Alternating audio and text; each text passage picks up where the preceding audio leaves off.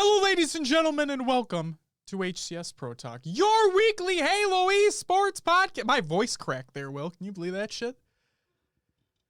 Second puberty? I'm fucking 29. I have second puberty. I didn't know that was a fucking thing. Welcome to HCS Pro Talk, your weekly Halo esports podcast. This is episode 157 for the week of December 13th, 2020. My name is Josh, aka JK Fire. This week I'm joined by the man who was previously wearing the Hippocampus sweatshirt and is now wearing the Minnesota Rocker sweatshirt. The man of hoodies, Will, aka I am Mr. Mayhem. Will, how are you doing on this Sunday afternoon? I'm doing good, man. How about yourself? Well, you know, I'm doing well. We have a lot to talk about this week, Will. And I mean like a lot. And and believe it or not, even competitive Halo stuff, Will. It's not just not that. We actually have some competitive Halo shit to talk about. Will, believe it or not, I'm not going to waste any time. Do you want to know what's coming up on this week's episode of the show? What do you got? The future of the HCS is infinitely familiar, and it has literally nothing to do with Halo Infinite. We have tournament announcements. We have tournament recaps, including the results of the HCS Halo 5 Pro Series Season 2 Championships, now with drama. We have Halo Infinite's Pandora's Box being slightly opened.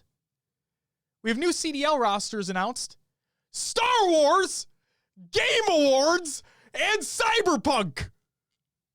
Because, duh.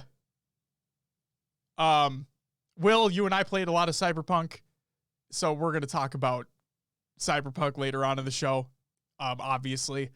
And we'll give you a spoiler warning later on in the show, so just stay tuned for that. But without further ado, Will, let's get into some competitive news. What's up, Josh? Yo, welcome to the live show. First piece of news, Callus reaches out. This is by Callus over on Twitter, and I quote, "Tired of H5? Will, are you tired of H5? Yeah. Will, are you tired of H3? Yeah. Wish there was something for Halo 2 Classic? Not my thing, but sure. One or all of the above? Well, how does a Halo 2 Classic tournament or show match exhibition of pros in Halo 2 sweats featuring FFA leading into a 1v1 sound to you, Will? That's great.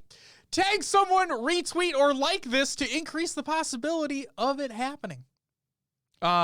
Again, that's Callus's tweet, not us, obviously. Josh says, hey, I'm going to have to dip when y'all get into Cyberpunk spoilers because I don't know how much you two have played. So just to give a reference here, it's not going to be main story stuff because I am literally 2 missions in. Will is further than that, but we're not going to be talking about like just straight up story spoilers besides what happens in the first 2 missions because that's what I've played. So there you go. Next news story. Draft tournament announcement. This is by Penn Halo over on their website. This is a draft tournament. There are 2 important dates. Draft day, which is January 16th, 2021, starting at 1 p.m. Eastern Standard Time. And tournament day, January 17th, 2021 at 1 p.m. Eastern Standard Time. Signups are final, no refunds. Entry fee starting at $15 from the 11th of December, which has already taken place, to the 28th. And $20 after the 29th of December. Format is double elimination. Prizing is winner takes all, starting at $500, but scaled up based on the number of players. See the prize section for more information.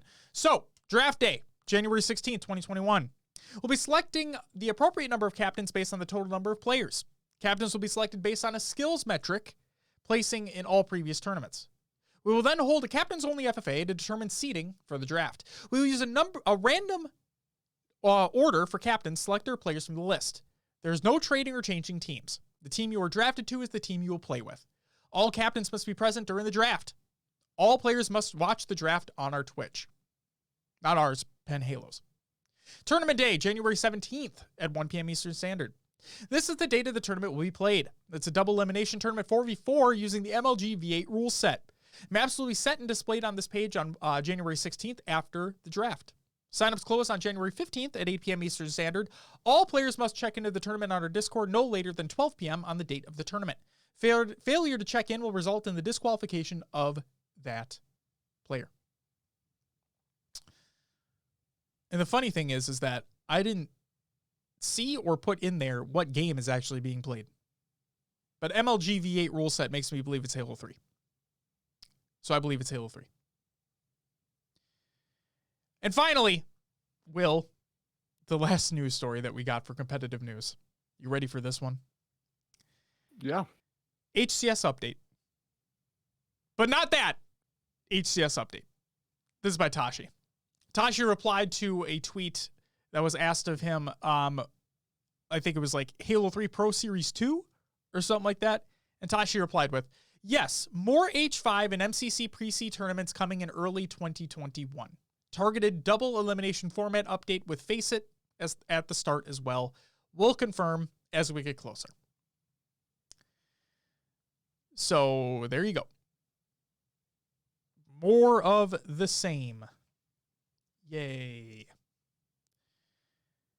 That's it for your... I was about to say upcoming tournaments because that's the next segment. But that's it for the competitive news. It's time for your upcoming tournaments of the week presented by NoobCombo.com. Check out NoobCombo.com for all your Halo esports needs. But no merch. Not yet. Soon. Maybe. Who knows? Maybe. We'll see. Honestly, at this point, I'm expecting fall 2021. You know, it's really funny that you mentioned that, Will, because we have something to talk about later on in the show in regards to something that's coming out in fall of 2021. Halo Draft League weekly matches on Wednesday, December 16th. We have last place going up against Average Joe's Gym, then Army of Two versus Optimistic, Grit versus Aim High, Rubber Bands versus Outlaws, and Rectum, I'm going to say it like that for till the end of time, versus Fireteam Onyx. And then on Saturday, December 19th, we have Aim High versus Optimistic, Army of Two versus Outlaws, Grit versus Fireteam Onyx, Rubber Bands versus Average Joe's Gym, and Rectum versus Last Place.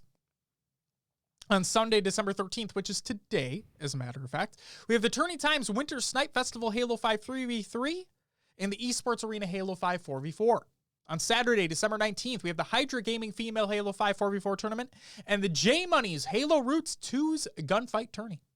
And then finally, on Sunday, December 20th, we have SWAT Nation SWATmas V3, which is also taking place. Make sure, if you want to, you sign up to any and all. Links will be included in the Google Doc with the show notes of the show, ! Show notes in chat. Also, make sure you go to, well, actually, let's just end the segment because, you know, that's how I shout it out anyway.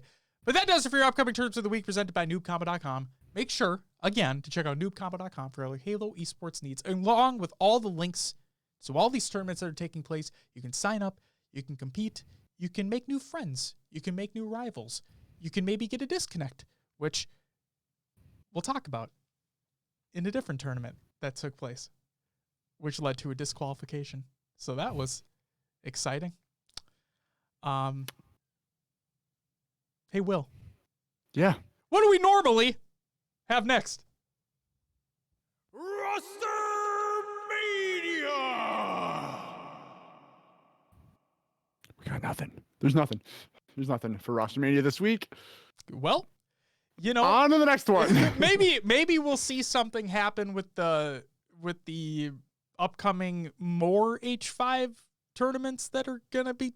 Who the fuck knows? What do we got for the tournament league recaps of the week? Or what were you gonna say? Well, no. We'll go through it. We'll go through it when we talk about the announcements coming up later. Okay, sweet. So, tournament league recaps. We'll start off with Halo Draft League.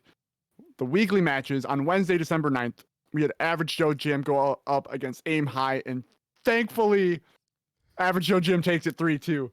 Let's go. They're starting to make their comeback right now. They learned how to dip, dodge, duck, dive, and dodge over the weekend. At least for this series. Yes. All right. Next up, we had Optimistic versus Rubber Bands. 3-1 going to Rubber Bands. Rectum versus Grit.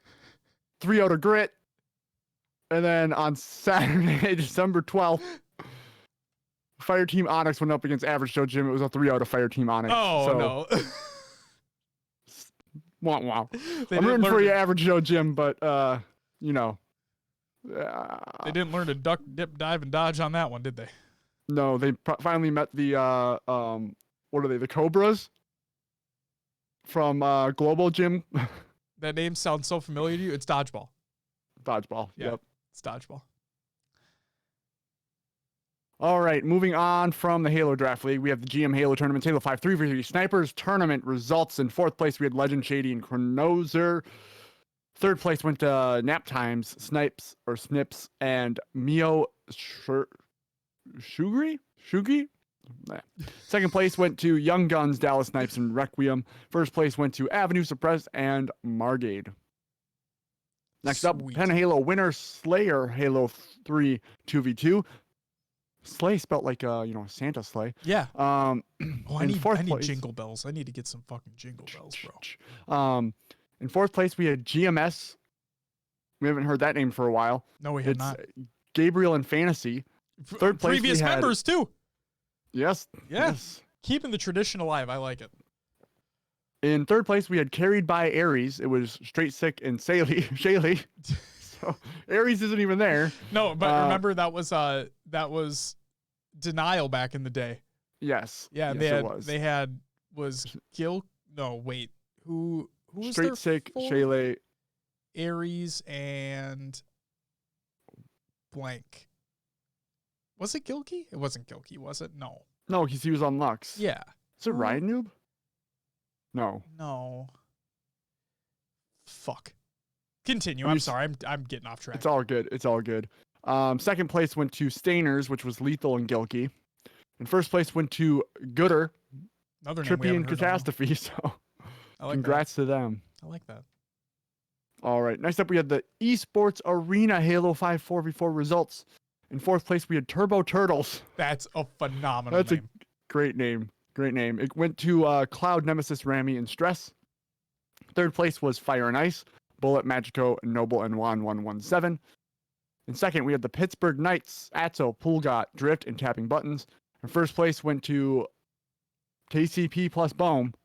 It was Druk, Soul Snipe, Tolic, and if you didn't guess it, it's Bohm. Wait, what? I thought it was Bound. Just kidding. Oh. Next up, HCS Halo 3 MCC Pro Series 4v4. In third, fourth, we had Team Teabag Crew. Great name too. It was Maniac, Ace, Neighbor, and Elamite. Wow, what a fucking team that's that a lineup. is. Wow. That's a lineup. Next up in third, fourth, we had Team Flyers. It's commonly Straight Sick, Hunter JJX, and Alumnite. In second, we had Warriors, Shaylee, Goofy, Rain, and Ryan Noob. That's where I got the Ryan Noob and Shaylee reference. That's what I was thinking. First place went to H3, Team Trippy, Lethal, Gilkey, and APG. Continuing to wreck shop. All right. We also had the HCS Halo 5 Pro Series NH Season 2 Championships. Our predictions. Okay. You know. Hey, we got 5th through 8th right, and we got 5th through first 8th. right. Yep. So fourth, I had KC Pioneers in fourth, Cloud9, Inconceivable, and Sentinels. And Josh, after thing. changing his prediction, ended up with the same thing.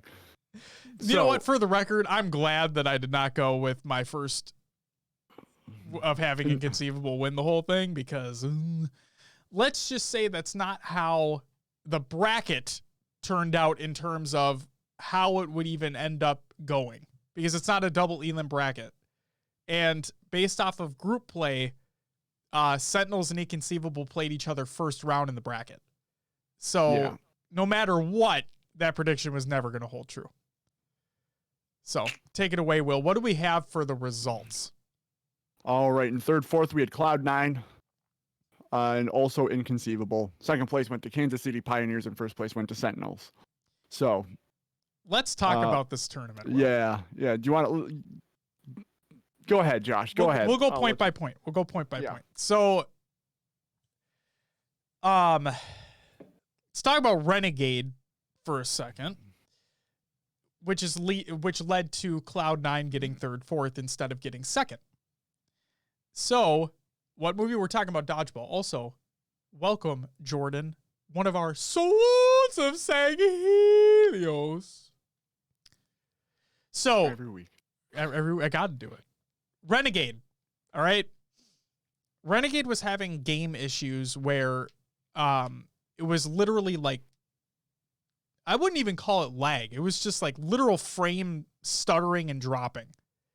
And it was consistent. Okay. And this was happening in games prior. But eventually, I believe he just had enough and quit. Let me bring up real quick Maddie, our friend over at noobcombo.com. Make sure to check out noobcombo.com for Halo esports needs, like I'm doing literally right now live on the show. So I want to read this.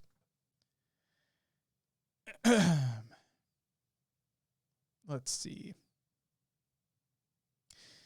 Kansas City Pioneers faced Cloud9 on the other side of the bracket and were up 2-0 in the series. These are all best of 5, by the way. During the third map, Eden Oddball, Cloud9 player Renegade ended the match abruptly mid-game as he was having technical issues. The game was restarted with the points carrying over, and Cloud9 won, as well as winning the series. So they reverse swept, basically. After further review, Cloud9 was disqualified for this action, and KCP, Kansas City Pioneers, was granted the win. So, like I said, those technical issues that Renegade was having were happening previously as well. But the big sticking point here is that he ended the game. Like, I mean, he was done. No, it wasn't an admin. It wasn't anybody like the observer or anything like that. It was him. The player himself. Yes. Since he did it himself, that was the big contention there. And I'm not saying he wasn't having issues, because if you watch the clips of his channel, he definitely was having issues, and that's not cool at all. And that sucks. But regardless, in the end, the refs made the right call based on the rules, and Cloud9 was disqualified. They would have gone up against Sentinels in the grand final, but they were disqualified. So the Kansas City Pioneers went on to face Sentinels in the final. So KC Pioneers going up 2-0 against Sentinels in the final. Another thing I wanted to quickly talk about, because I don't think a lot of people, including me, gave Kansas City Pioneers enough credit where credit was due. I mean, we had them going 3rd, 4th in this tournament anyway. We knew that they were better than the 5th through 8th teams, just didn't know if they could really break themselves out into that top 1-2 area, right? Did they get reverse swept by Cloud9? Yes, they did. But rules are rules, and that's it. But the thing that I want to mention here is that they went up 2-0 against Sentinels in the grand final. Now, we know what happened after the fact is that Sentinels came back and reverse swept them. But the fact that they were up 2-0 in the series, they were one game away from clutching it out. And the funny thing is that was a Fathom Flag game. That game 3, they were also up 2-0 in that game. But then things just shifted. So much so, in fact, that, I mean, you had a couple more disconnects happen. You had they did a full replay of that game, because I think it was Sentinels had just scored a second flag and then a player dropped out. And since it was 2-2 at that point in time, they just decided to do a full replay of the game. But then it was at that point that Sentinels were like, all right, we know what we do. This is what we do, and we're going to win this. Not only that game, but they're going to win the series. So congratulations to KC Pioneers for not only going up 2-0 against them in that final, but for getting to where you were in that tournament. I think you guys shut a lot of mouths up. It would have been awesome for you guys to win the whole thing, and I know you guys obviously wanted to win the whole thing too. But regardless, that was fucking cool. But what was even more crazy to me was my last bullet point that I have here, which was the lack of practice with the Sentinel squad. After the tournament had taken place, Frosty had stated in his chat that basically none of the players had played leading up to that tournament. During the tournament, multiple times, Trippy, who was their new fourth for this tournament, was asking before each game, hey, what are your guys' opening strats? I've said it so many times before. I am a huge proponent of practice. I'm a huge proponent of putting in the work, right? But man, they came back, reverse swept KCP. Yeah, they were expecting to play Cloud9 in the final, but regardless. And they destroyed everybody else, basically, in that tournament. They had a fourth who they hadn't practiced with. And I was talking to Matty Rums, obviously. And and I was talking to him, like, it felt as though Frosty was back at his MVP self. Now, granted, he was a year removed because of COD, right? But the fact of the matter is he came back, like, no practice. And he was scary. He looked just like he used to. And the fact that he looked like that with barely any practice, that's crazy to me. And I mean, I know it was only a year or whatever, and he may have just played matchmaking or regardless, but like that's, whoo. When you have a Frosty who's firing on all cylinders, that's just a scary situation to be in. So while I do say that I want more than anything for players to put the work in and put the practice in, the fact that Sentinels played the way they did with having a fourth that came on with no practice going into that tournament, and they played the way that they did, that is insane. That is commendable. And just fucking wow. Is there anything you wanted to add, Will? No, yeah, Frosty in that finals, that, like you said, that CTF Fathom game, I watched the full replay of when they finally reset. Yep. He was making his old camo rail plays, He wouldn't die. He wouldn't fucking die. Yeah, it was pretty crazy to see. So, he was one shot. He was pulling off Ola type moves where he was one shot and he would just dip out of a situation, know exactly where his teammates were so he wouldn't be that last shot, and he would get away almost every time. And the other thing that blew me away about his play is that he would pay attention and call out everything. Like he would know. I mean, obviously these are top professional players who are at the peak of their game, right? They know exactly what they're doing. But when you hear these things happen during their game and you hear the method to the madness, right? Because a lot of people, like if you put somebody in front of a screen, like in front of the stream, who has never watched competitive Halo or competitive video games in general, right? It's hectic. Like you hear a lot of things, but you don't listen to a lot of things, right? It's a lot of in one ear, out the other. But if you really pay attention to what's going on there, if you listen to the words being spoken, the amount of input and awareness that Frosty is bringing to his team is insane. He's calling things out. Like he will see what I would see as like a sliver of somebody making a move. And he would catch that and immediately convey it to his team. And be like, hey, you go here, you go here. Hey, stay back. Hey, be careful. Play your life. Don't lose this fight. I got you. I'm with you. Like, man, it was just, you really miss those things when they're gone, you know? And hearing them again, it brought you right back in. Davey Havoc, welcome back as well. Also, Dave, our sort of saying Helios, welcome back as well. Dave says, I miss Lands. He also said, Frosty was feeling good talking smack on Twitter after, too. That's the thing, right? With the LAN thing, is that it just felt like, it felt a little bit like that again. Having all those pro players back in the mix, the top of their game, KCP trying to make an upset is just, man, Frosty's just at a different level of a fucking player. And we know we have the Sands of the world and whatnot, where you have these young players that are coming up. I mean, Kansas City Pioneers, all those players are making names for themselves too. It's, man, Frosty, Shotzi's competing in COD and he'll continue to, but like, Frosty is that player who is on a whole other fucking level, is what it feels like. Like when that CLG roster picked him up, like they dropped Ogre 2 to pick him up. I'm like, everybody was thinking to themselves, man, you fucking Ogre 2?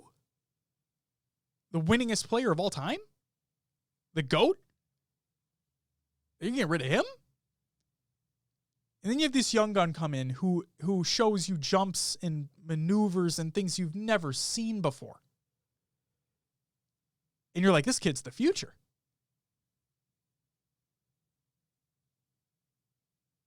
This kid's the fucking future. That's watching him play yesterday. Watching him play yesterday felt just like that all over again. And man, I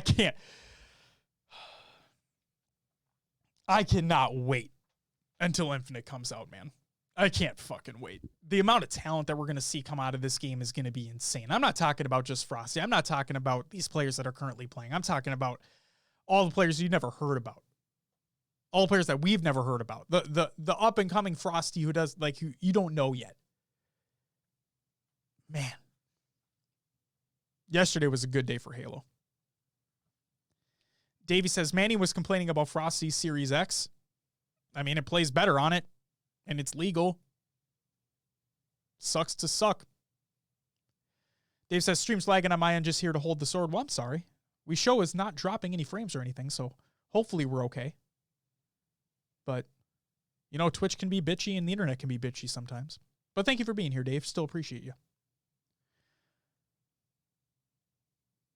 It's good on your end, Jordan? Perfect. But yeah, there hasn't been a lot of, like, we talk about all the time, right? That there's a lot of community tournaments that are taking place, and we're very grateful for them, because without those community tournaments that are taking place, this would be nothing, right? Not only our show, but basically the scene would be empty. Nothing would be going on. And while those tournaments, and I cannot stress this enough, while those tournaments are incredible that they happen, that people are competing, that people are having fun, that people are out there making names for themselves, This tournament that took place yesterday, yeah, it was not for a ton of money, right? Yeah, Face It was at the helm. Yeah, there was still production issues, so on and so forth. A lot of long wait times when they were trying to figure out the Cloud9 KCP situation. But we still have the events that are going on. And yesterday's tournament was, gameplay-wise, fantastic. It just, for just a second, in a year, and I'm going to sound like philosophical in some shit, I don't mean to, but like in a year that's been really, really shitty for a lot of people, just watching that tournament last night for just a second made me not think about anything else that's going on and just enjoy the Halo that was being played, enjoy the spectacle of some of the best players in the world duking it out, and just bringing you back to the competitive Halo 5 heyday. It just felt great. It just felt great. That's what I got, Will. I'm sorry. I went on a little bit of a thing there. It's all good. Oh. Anything you want to add before we move on, sir? No, I'm good. All right. Jordan says, that's awesome. It was awesome. It really was. And then Davey says, hopefully Josh and Will don't quit without ref approval. No, we would never. Actually, that's funny is that I was thinking about it too. And I'm like, I'm guaranteed, like, how many players read the rule book? Any? Probably not many. Right? Like, not the nitty gritty rules, right? Sure. But I just wonder. I wonder that statistic out there. Because I know people out there would be like none or whatever, or maybe just the coaches. Maybe the coaches would. I don't know. I would hope so, but it's funny. But, and the other thing to me is that the thing that really kind of, now I'm not trying to shit on Renegade or anything like that. I'm just saying what I saw. And I also don't mean to like misconstrue things or anything like that either. But it was said and it was shown that he was having these issues before that game had taken place, right? So why not talk about those issues beforehand, like right when they had started happening, right? Why not wait to the beginning of a game and say you're not ready? Like, why not just say you're not ready? Do like a full reset of your system, right? Yeah. And just say, hey, I'll be back in a minute. Like, we've seen that happen multiple times before. I don't know why it came up to that point where they were down by so much that he's like, okay, now I'm done. Something doesn't sit right there. And again, I don't know the whole situation. I'm not trying to shit on him. I'm not trying to say that, oh, he did this. This was predetermined. He was going to do this the whole time if they were down in the series. No, that's not what I'm saying. It's just, if this was happening earlier, and it looked like it was, and he was having these technical issues earlier, not only in that series, but just let's say in general, why not bring it up early at the beginning of the game? Just like change teams or something to be like, hey, sorry guys, I wasn't ready yet. I got to do a full reset here. See if that fixes things. Okay, good. Okay. Who knows? Hopefully we hear more later, but that does not detract from the fact that KCP were up 2-0 in that series against Sentinels. And we're up 2-0 in what would have been the last game if they were able to clutch it out in that Fathom CTF. So there's that. And also, if what Davey says is true, that Mania was complaining about Frosty's Series X, hey, Manny, dude, come on. Be better than that. All right. Will, shall we move on to the regular news? MCC development and flighting updates. This is by Postums over on HaloWaypoint.com. Game update, December 16th. Next week on the 16th, a new update will begin rolling out around 10 a.m. Pacific time that will include many bug fixes, new features, and an accompanying playlist update, including many recent Forge maps for social matchmaking. There are numerous bugs being addressed and a handful of player-requested features coming online, but our patch notes and known issues are still being defined at this time. We'll share the exact locations and details next week, so keep an eye out here and on Halo support for the latest details.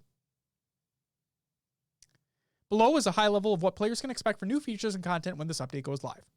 Players can disable the text filter for incoming text chats. Outgoing messages will continue to appear filtered. Season 5 content has been staged for the next season and build. Tech suits for Halo 3 Spartans will be available in the customization menu, and various bug fixes with patch notes on Halo support leading up to the update. And then finally, the Halo Insider nameplate. For everyone that has participated in flighting over the past year, we have a fun surprise. A couple weeks ago, we teased out a new Halo Insider nameplate, but now we have all the details to share for folks. This one will be coming online for this next update. Expect that for those who have actively participated in our flights, meaning played the game, that you'll receive this nameplate after the update goes live, and we'll have granted it out to players. Timing on this should be within the first 48 hours after the update goes live. Davey states he called it pay to play.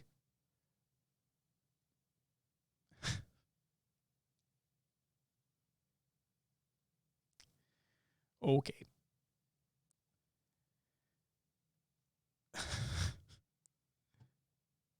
Will, we're in agreement that Halo 5 plays better on the Series X. Yeah. Can agree. Will, I'm going to ask you a question. Would you consider playing Halo 5 on the Series X pay to play? Or no. Or let's go one step further. Pay to win?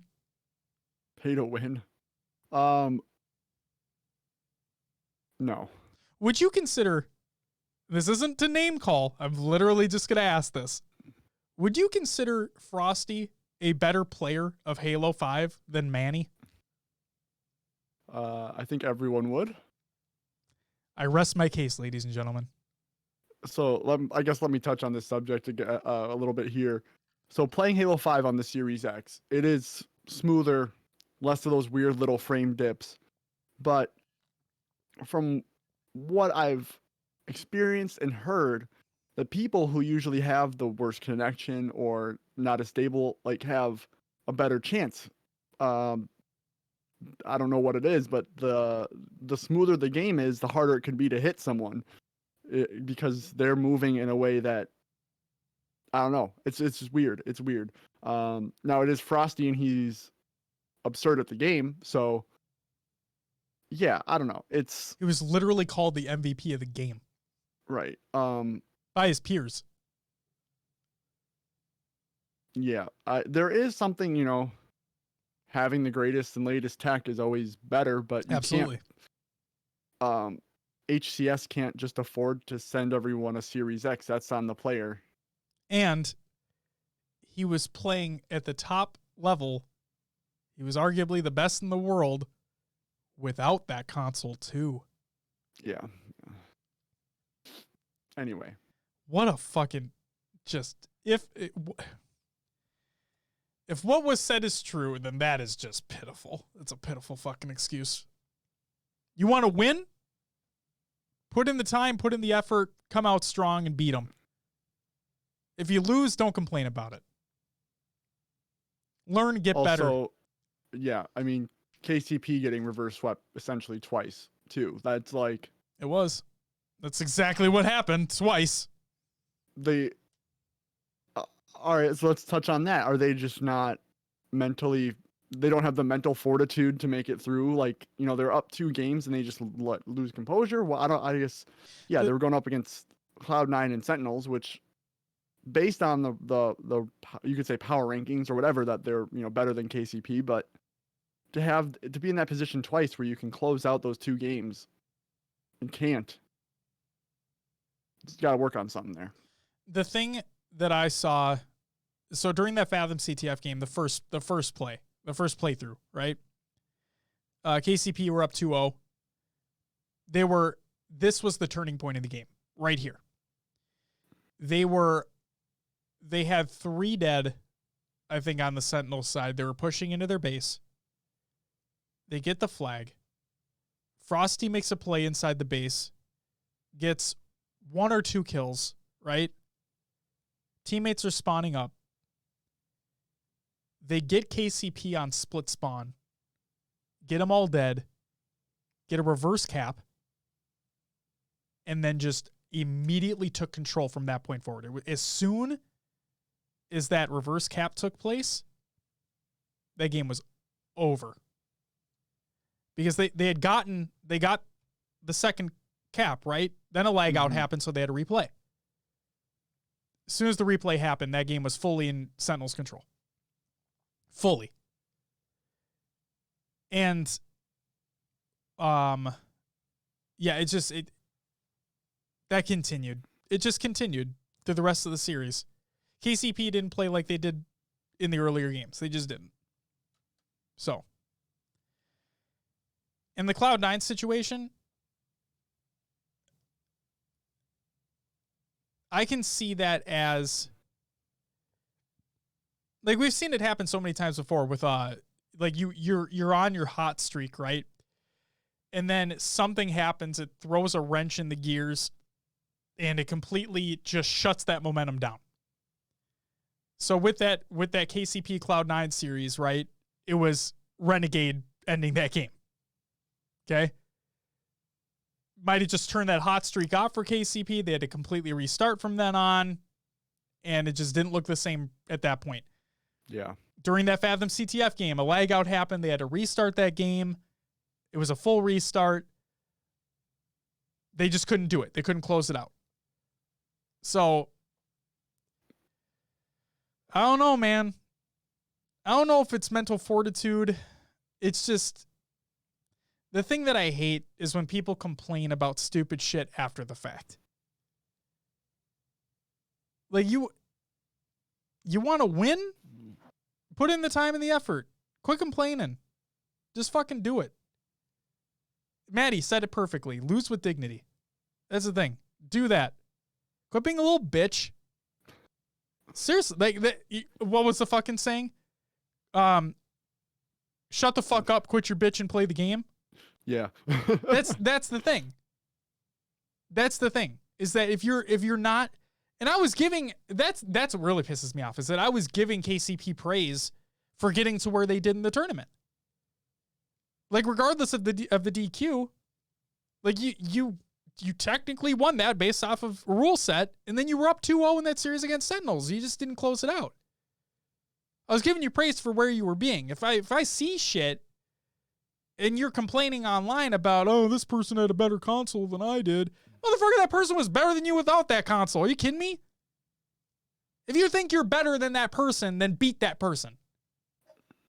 I don't want to hear excuses. I just don't. Am I saying that I'm better than those individuals? Fuck no. You don't see me competing? No. I know I'm not as good as them. But if you're going to say that I lost because of this, when really it was because your team just didn't come together and win the fucking game, that's on you, bud. Fucking entitled ass children. Jesus Christ. Oh, boy. Ladies and gentlemen, competitive Halo. All right. Can we move on with the news, Josh? Hold 1 second. Maddie says, we're talking about Druck's tweet about paying to win. Was that Druck or Manny? Because I'm getting conflicting information, though. Regardless, one of the players on that team. Jordan says, okay, boomer. JK, do I fucking feel like I'm telling you. All right, while the conversation continues in chat, yes, we will continue. Maddie said, Druck said something about Frosty paying to win after their first series. Okay. God. Oh, my God. I'm going to say the same thing, regardless of who it was. Frosty is considered to be, you could throw Shotzi in there too, but based off awards and accolades, Frosty is the best Halo 5 player in the world. Okay? I feel confident putting that blanket statement out there. Therefore, if he is the best player in the world of Halo 5, and you have not beaten that best player in the world in Halo 5, when that player was not using one of the new consoles, are you better than that player? I don't think so. Davey says, you're right, it was Druck. Okay. Yeah, it was Druck on Twitter. Did you find it? Yeah, I did. What does it say exactly? Let me go back to it, because I looked up Manny as well. Maddie says, Frosty went back at him with videos of him beating Druck.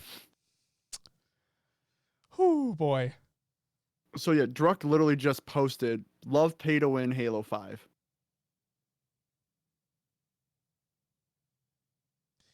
Brad said you guys literally wouldn't kill me on LAN. Yep. Frosty, yeah.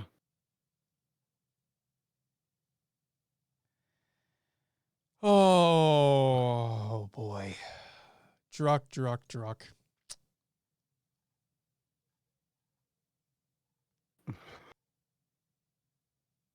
All right. I'm going to say one more thing. I'm going to say one more thing before we continue. Yeah, go ahead. Okay. Druck, talking to you right now. You don't know me. I don't know you personally. That's okay. I don't know how old you are. Okay.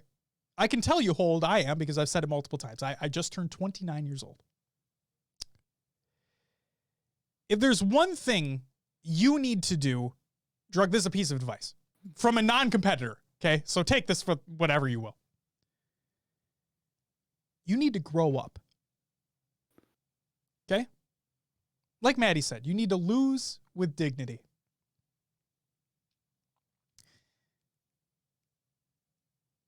Regardless of age, you need to grow up. you competed in a Halo tournament that a lot of people would talk about as being frivolous, as not mattering, right? But the fact that you did compete speaks better to the entire situation, because a lot of people wouldn't, right? Or a lot of people wouldn't get to that place. You got to that place. But the fact that you lost,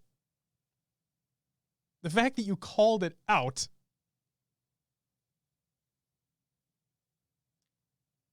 that speaks even more. Grow up. And move the fuck on. Good luck in Infinite. Speaking of Infinite, it's time for the next news story, Will. You like that segue? It's pretty good, right? I liked it. Inside Infinite by 343 Industries. Ladies and gentlemen, we finally got an article. We got the year-end article, I guess you could say, and we got a little bit of an insider look into Halo Infinite. Now, this article was very long. Okay? Will, believe it or not, I trimmed out a lot. I kept what I believe to be the best points from this article. But again, I highly suggest exclamation point so much in the chat, or if you're listening to this after the fact, go read the entire article in the Google Doc and show it to the show. But these, again, this is still a lot. So strap in. So here we go. Hey everyone, I'm Joseph Staten. I'm not, I'm Joshua Kramer, but that's besides the point. If you've been a long time part of the Halo community, you may already know me. If you're new to the Halo community, hello. It's great to meet you. I was part of the Bungie team who made Halo CE, Halo 2, Halo 3, Halo 3 ODST, and Halo Reach. I came up on the design side of these projects wearing many different hats over the years, including writer, cinematic director, creative director, even a voice for the grunts. After Reach shipped, I became a Halo fan, cheering on 343 Industries from the sidelines. But I've spent the last 4 months immersing myself back into the Halo universe. And it is my honor as creative director to help our team ship Halo Infinite in fall 2021. Yep, that's when the game is coming out. And from now until then, every one of us at 343 Industries and our great partner teams will be building, testing, and polishing an experience we hope you all love. I joined 343 Industries right as the team was wrestling with feedback from the July campaign demo. This discussion boiled down to one fundamental truth. We needed more time to do things right. That included pushing hard in the fall, giving the team time to recharge over the holidays, and then coming back in January to finish the game at a healthy pace. Because Halo Infinite in the fall of 21 is just the beginning of the adventure. I'll be back at the end of the update for some closing thoughts, but now, Brian, take it away. So, after that introduction, there was an art and graphics update. And so here are the main points that I took out of that. Your three individuals included, like this was the three individuals who were answering questions include Nicholas Sparth Bouvier, probably mispronounced that name, I apologize. Neil Harrison, the director. Okay, so we have Nicholas Sparth Bouvier, senior concept artist and art director for 343 Industries. We have Neil Harrison, the director of art management at 343 Industries. And then Ani Shastri. Again, I apologize for mispronouncing any of these names. Development manager for the graphics team on Halo Infinite. So the first question.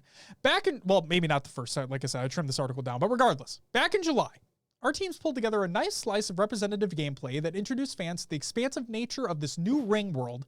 We got the first look at Master Chief using the grapple shot and various weaponry to take on the Banished. Despite excitement around the gameplay, we knew we had plenty of work to do on the art and graphics side. Can you speak a bit about the demo and the team's perspective? NH. The primary goal for the campaign demo in July was showing Halo Infinite gameplay for the first time. While that aspect generally landed as we wanted, the reality is that the art and visuals weren't at the bar we hold for Halo, even in a work-in-progress state.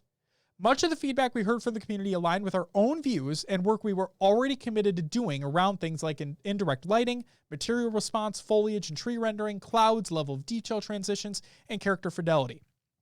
Still, the feedback was humbling, and it also pushed us to look at additional opportunities for improvement.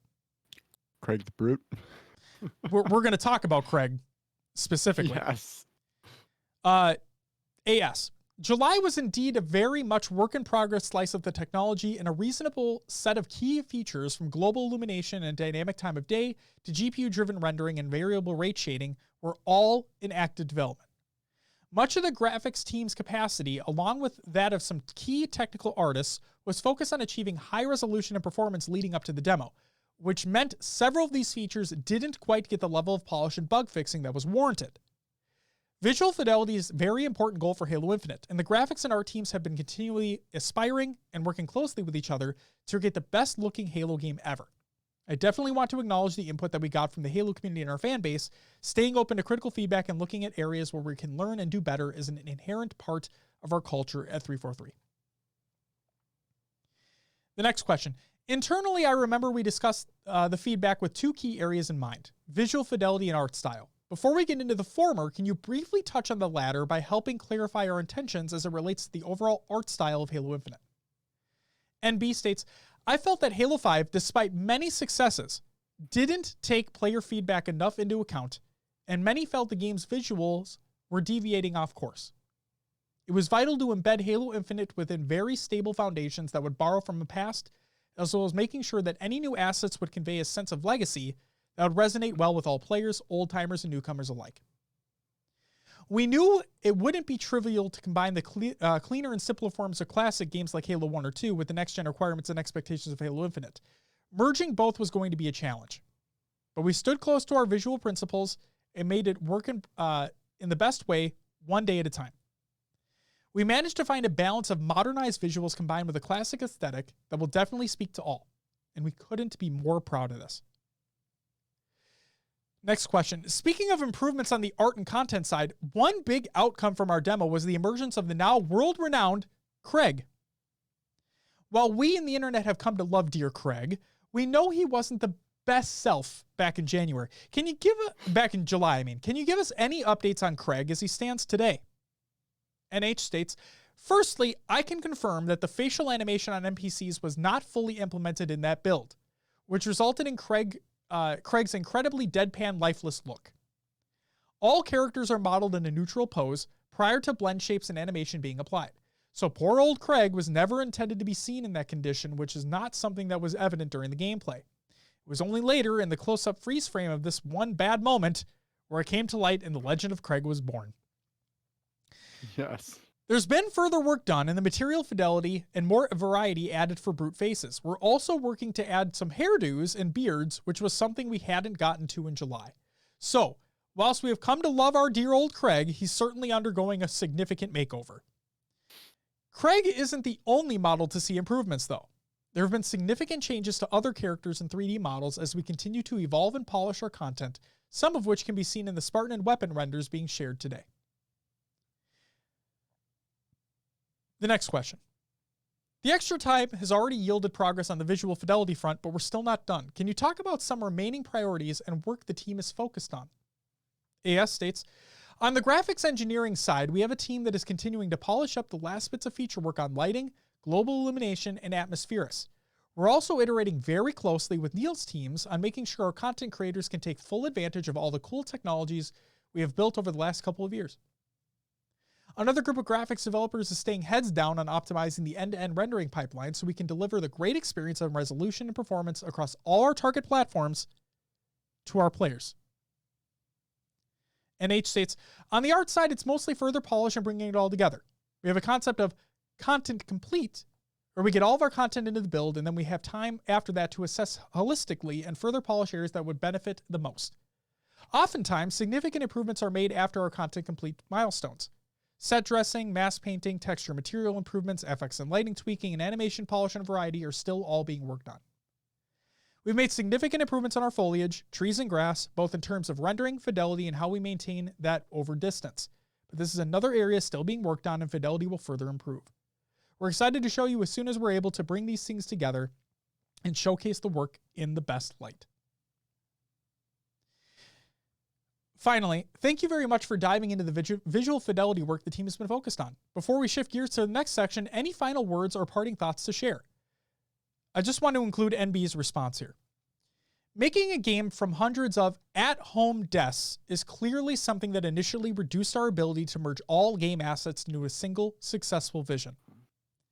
It was without a doubt the biggest challenge we have been facing this year, but with time, dedication, and perseverance, we're all making it work. The improvements have been phenomenal. Ani, Neil, and all teams have been fully focused at improving communication between tech and art, and it's giving fantastic results. I cannot wait to show more, of course. All right, in the final section of this article, again, I'm sorry it's a lot. Please bear with me. The live content portion. So, Halo Infinite's multiplayer is going to be free to play. It's going to be a live content model where there will be premium microtransactions as well. So, there's some stuff to talk about here. Let's get into it. Ryan, Chris, thank you so much for joining us today to represent the live team. Since this is the first time you're both talking about Halo Infinite publicly, I wanted to give you a chance to introduce yourselves to our community. What do your roles at 343 entail, and what's your experience with Halo as a fan or employee? Ryan Paradis states, thanks for having us. Unicheck. I haven't used that in a long time. So hi, I'm Ryan, and I'm the design director for the live team. That means I'm focused on overall live team strategy and planning, ensuring we meet our goals as a studio, that the live game has a strong direction and plan, while ensuring the team has the agency and focus to react to feedback and improve. I'm constantly meeting with others across the studio and the Xbox team, and always looking to ensure the clearest roadmap and path forward. Chris Blom. Hi, I'm Christopher, and I'm the lead progression designer. I work for Ryan and am focused on engagement and customization. Another way to state that is that I am the designer that works with the production, art, and engineering teams to create awesome in-game content that people will be excited to access and play with in the game. I also lead the team that controls how things are unlocked, be that via challenge or leveling. So, question, we said live team quite a bit, so I want to ask, what does the live team do? In other words, what are the team's responsibilities and how do they contribute to the overall game? RP states, I've been doing this for a long time, and answering this succinctly, given the shifting roles and coverage live takes on, is kind of daunting. The live team takes a meta role in our contributions, in that our content tends to bridge experiences. Think of things like challenges of progression, customization, achievements, etc. There's no one area of the game that these belong to or work to support. They're best function support players in all ways they choose to play. After we see Halo Infinite launch, we'll shift a bit more to monitoring the state of the game and ensuring we react appropriately. Not only is this working with our friends on the community team, but with analytics, ongoing work with user research, etc., to ensure that the team knows what's working and what's not. This means that we'll have a direct partnership with you, the players, that we'll use to improve the game experience together over the lifetime of the game. Lastly, we're working across the studio to form the long-term roadmap for Halo Infinite. What should players look forward to each season? We'll be partnering with the community to plan how the game is going to grow and evolve over time. And then, how do we work with you to ensure that our roadmap can be communicated effectively? I'm sure I've missed or glossed over a lot, but that's basically it. So the next question, if you don't mind sharing them, what are the live team's pillars for Halo Infinite? RP states, given our roles, Chris and I have different focus areas, so we're going to vary a bit here. First one being, healthy engagement is paramount. We want everyone to play the game in a healthy manner that they can enjoy. We're not trying to build a grind machine that burns everyone out in an attempt to get more game time from them. Halo Infinite needs to be a place where all look forward to spending time. The next one, we maintain a player-first focus. Think of all the games we've played that have random awards. Ask people to play a way they hate just for a new shiny or weaponized FOMO against the player. There will be limited time events, but we don't want to turn free time into a chore. We're not all about that. Everyone should enjoy their time in Halo Infinite. The next point, unambiguous value. If someone invests their time or money in the game, they should understand what they're getting and that it'll be worth more than the investment. Examples of this in practice include no loot boxes, either through engagement or any premium route.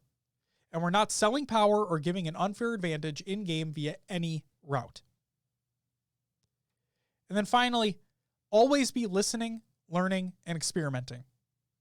The live team is all about growth and iteration. We build and support some fun content, but there will be times when things don't go as planned or something we tried didn't land well.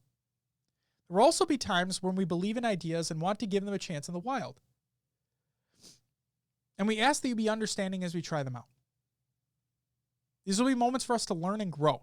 It will require a close partnership with our players where we can talk about what happened and what we were trying to do and be transparent in our plans to move ahead as much as we can. CB states, tactically, we take the above pillars and look to a few others in our day-to-day from how we position rewards to what items we make. So his first point is provide value.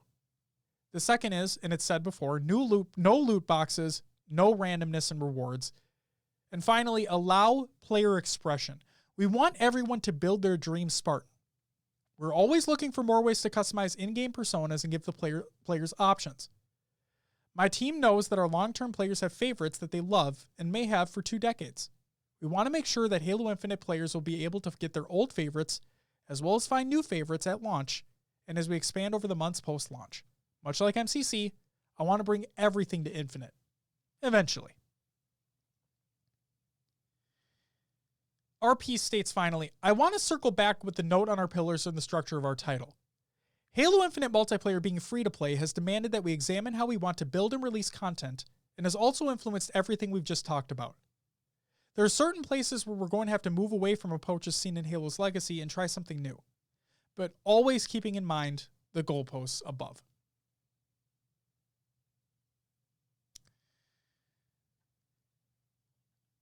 So, the next question has to do with Halo Infinite multiplayer being free to play and customization. So we've touched on it lightly before, and it's a pretty big question in the community, but will that apply to customization? If so, how do you make those changes while staying true to your design pillars? CB states, that's a great question and one we think about all the time. We see and hear the current concerns of our community, specifically right now about codings. And we look to our systems to make sure we're doing the right thing both for our players and their ability to represent themselves, as well as what is right for a free-to-play service-driven title. Yes, being free-to-play does mean that there will be some premium cosmetics, but players will still obtain tons of customization content through things like playing campaign, challenges, skill, special events, legacy rewards, such as the Halo 5 SR-152 reward, the progression system, and more. We will always provide pure value for pure engagement in simply playing the game. We believe that providing value isn't exclusive to monetary transactions. It's also about making sure you're properly rewarded for the time you're investing into the game. Players that play for free will be able to unlock items across a multitude of different customization types to allow them to represent themselves in-game. Halo 5 didn't do a great job rewarding our most engaged players, SR-152s, so we've added a few tokens of appreciation in Halo Infinite to help make up for that. We've also used our learnings there to better structure the player rewards in Halo Infinite. Ultimately, we want to make something that all of our players respect and love. By staying true to our pillars outlined above, especially in regards to maintaining a player-first focus and listening to the community, we should be able to do just that. And then also, for those wondering, in that article, they include in-engine renders of what the SR-152 rewards are. So you can go ahead and look at those codings. Speaking of codings, you mentioned codings specifically, which have turned some heads over the past few weeks. So let's talk about those a bit more.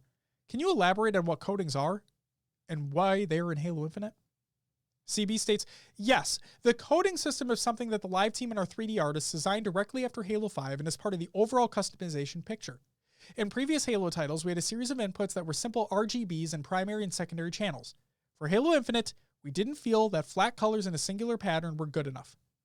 The coding system allows us to define color, wear and tear, patterns, and materials on a region-by-region basis on the Spartan or anything in the game, be it armor, weapons, vehicles, or even environmental elements like fuel barrels. To get to our design vision, we needed to make an exceedingly difficult decision to move away from a system that was in the game from early days, primary and secondary color. This decision was not made lightly, but it has laid the foundation for greater detail and variation when it comes to color customization. In addition to getting better variation, we can also create coatings much faster than we could create weapon skins in Halo 5, which will allow for even better variation over time. Additionally, with coatings now being of their own customization options, we can use them as rewards for player accomplishments or even create bespoke ones for certain occasions. Lastly, Coatings use smaller digital footprint and let us add new ones to the game without massive patches or taking up tons of disk space, which is a learning from Halo 5. We have looked at the system and we understand the concern.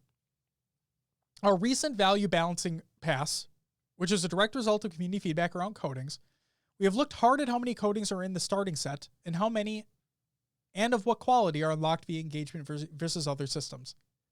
Coatings are one part of the customization picture, but we feel all up and we hit our goal for player representation by offering more possibilities across the entire system. While this does mean losing some player control, it increases the depth of customization that we can achieve internally and that you can ultimately show off publicly. So Will, before I continue on, the thing that I found hilarious is that this article came out, right? Well, actually, let's back up a second. So the first thing came out about primary and secondary colors being gone. Yeah. And the community like fucking blew up, right?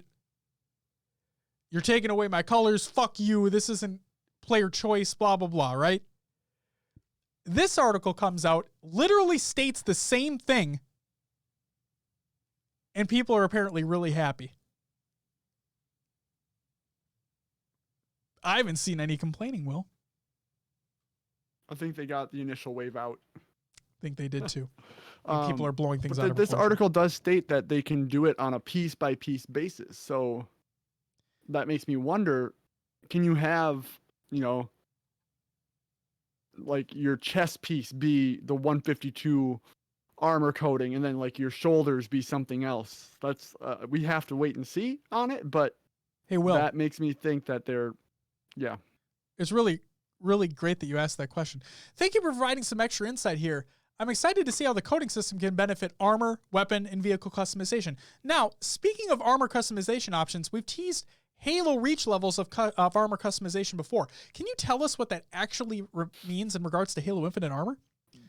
CB states, to dial it in a little, the geo that can be changed or added to Halo Reach was helmet attachment, chest gear, shoulder pads left and right, knee guards, wrist gear, and utility, as well as visor color. These will all be back, and we will go further. Personally, I've always loved visors, and we have a surprise to show soon. I understand that there's a level of being vague that is unconscionable, and I'm riding that line hard, but we do want to save some surprises for later. I love it.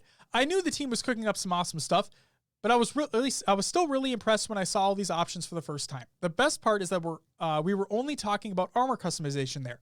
You've been working to add deeper personalization elsewhere as well, right? Are you able to elaborate on those right now too? RP states, as Chris mentioned, we're going to be vague for a bit longer. Just know there's still tons to talk about between now and our launch next fall. We're showing some cool Spartan customizations and armors in this update, but we're not done showing players what they can do there. Likewise, players have seen coatings for weapons and vehicles. They know about that. But that's not all they'll be able to customize there either.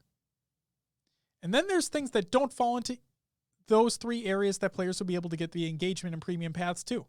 We have a lot left to talk about. All right, then, keep your secrets for now. I know we'll be getting to chat about everything the live team is working on in due time and in even greater depth. Thank you again for taking the time to chat with us. Are there any closing words you'd wish to impart to our community before we wrap up? RP states, you mentioned it. There's been some heat recently in some areas where we've decided to make changes, and there will be more discussion with every bit of content the studio releases. We see what the community is saying. I lurk Reddit and the Waypoint forums like a madman. We talk about it almost every day, and we work to improve. We're going to learn, iterate, and evolve as time goes on. But I can promise that we and everyone here at 343 will make this the best Halo game that we can. CB states, we are out there listening, and we take it all to heart. We cannot act on every suggestion or idea, but we do make sure that we are plotting the course forward for the best experience. I look forward to talking more about specifics and cutting more of our team up here to show off what they're working on. Some great stuff coming, and launch is only the beginning. The Lives team is already plotting course for post-launch beats. We all look forward to partnering with the community on our mutual journey that will evolve and grow Halo Infinite. To round up a little, no loot boxes, no randomness or items that influence the sandbox and gameplay. And finally, the road ahead. This is by Joe again. I'm fortunate to have worked with incredibly talented teams my whole career. The Infinite team is no exception. Folks here don't just understand Halo, they love the core gameplay and characters and community. Everything that makes Halo, Halo, just as much as I do. And, like me, they also feel a deep responsibility to serve. We aren't making this game for us. We're making it for you. Starting with this update, we're going to be sharing more about what we're doing and, most importantly, why we're doing it. So here are a few things I'd like to share. My first week on the job, I played the entire Infinite campaign twice. I was, in a word, stunned in the best possible way by what the team had done. Infinite is, by far, the most expansive and vertical Halo world ever. Why did the team do this? Because they understand that wonder and freedom are key to the Halo experience. I could feel the classic Halo 30 seconds of fun beating at the heart of Infinite's world. But I had never felt more powerful, more mobile, more in command of a rich set of tactical choices. This was the Halo we imagined back in 2000, finally come to life after 20 years of technical and creative innovation. Sure, there were bugs in the build and clearly more work to do. But this concept art by Martin Deschambault, one of the many incredible pieces he's made for the game. It encapsulates all the excitement and curiosity and joy I felt on my first journey through Zeta Halo, the most mysterious, dangerous, and possibility-rich place in the entire Halo universe. Everywhere I looked, I saw choices. Do I explore off the Golden Path? Assault that banished warbase guarding the Valley Pass? Follow a flight of Forerunner Sentinels into that unexpected cavern? Rescue a squad of Marines dug in and desperate halfway up that mountain? Or do I keep pulling the mainline story thread that feels epic and intimate at the exact same time? Truly, Halo Infinite is a world in which I love spending time and that I'm thrilled to return to, both as a designer and a player. On behalf of the entire team, thank you for your patience and your passion. We can't wait for you to join us on Halo Infinite Adventure, first with Insider Flighting later next year, and then when we ship in fall 2021. In the meantime, hope you all have a restful holiday season. We'll catch up with you in the new year. So, Will, we got our first actual look via in-engine renders as to what the game looks like now. Now, I want to touch on this point real quick. I didn't include this in the show notes, so I want to touch on this real quick before we move on. There were multiplayer in-engine renders in that article as well of a yes. multiplayer map. Now, one of the multiplayer designers replied to a tweet and said that those were in-game. But if you look at the caption under the photos in the article, it says in-engine render. Yeah. Something tells me that's not what the game is going to look like exactly when it releases. I just want people's expectations in check. I think the game is going to look great when it releases. I just don't think it's going to be what those pictures show. Cool? All right. Will, is there anything else you would like to add? I know that was a long piece. I apologize for that. Anything that stood out to you, anything you're excited about, worried about, whatever it may be? I mean, I honestly, I appreciate the update, but I feel like they're giving the game away and leaving that wonder and mystery to when we actually get it. And those cool moments when you're actually playing the game. I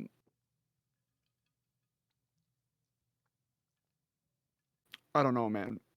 I just need the game to come out. Fall 21's too far away for me. I'm mad. Got delayed a whole year. Got delayed a whole year. Mm-hmm. Jordan says, I don't like the phrasing of, we aren't making this game for you. For us, we are making it for you. I mean, I think the question is, which Halo fan are you making it for? That's a good point. Because there's tons of them, and they're all of differing opinions. Those multiplayer maps, the snippets that we saw, definitely reminded me of Reach maps. the one reminded me of Stasis on H5.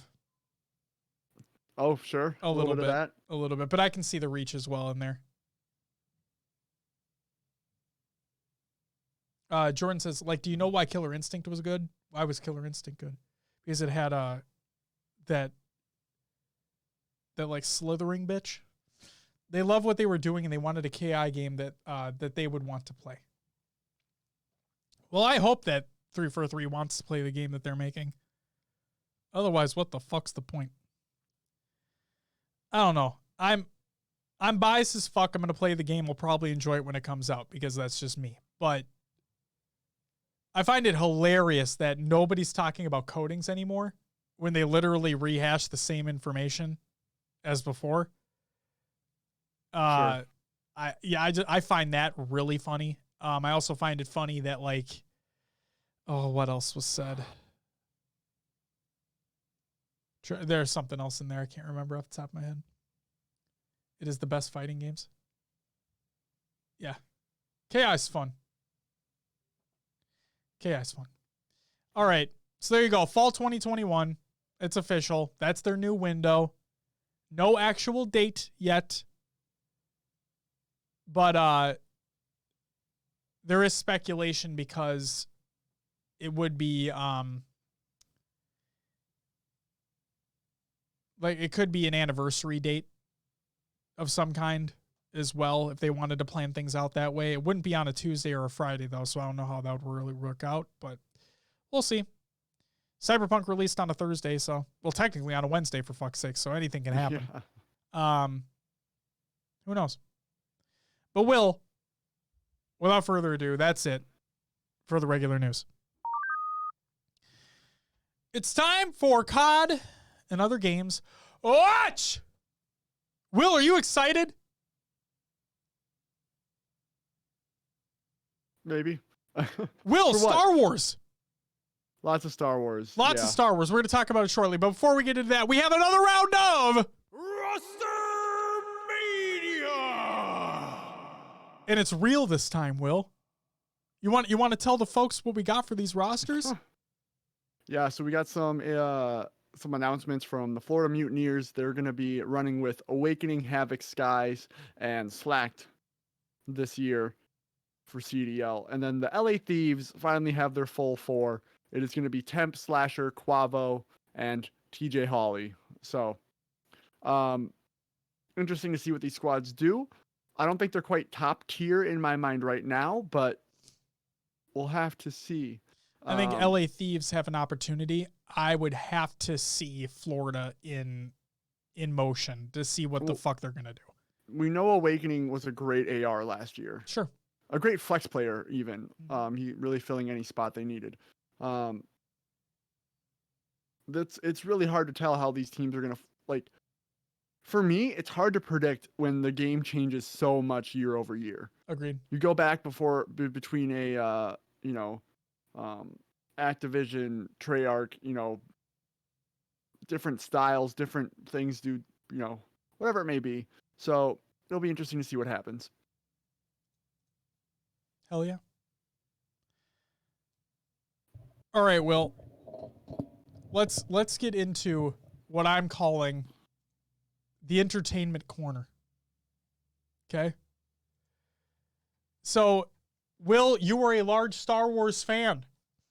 Would that be a correct assessment, sir? Sure. Jordan, who is also in chat, is a very large Star Wars fan, and I'm pretty sure that is a good assessment as well. Let's talk about Will and Jordan and chat and everybody else who's listening to this show after the fact. Let's talk about all of the Star Wars announcements that came out during the Disney extravaganza that took place. I had an IGN article listed here that went over everything that was announced. We're going to go through it beat by beat. All right, here we go.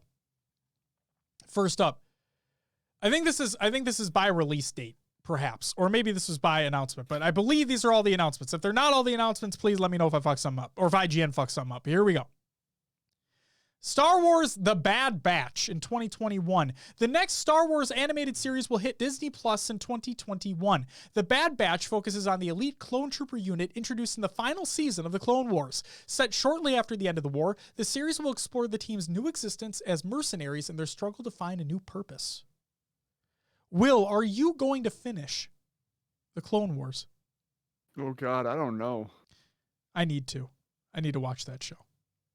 There's so much in there that I'm going to. Fuck it.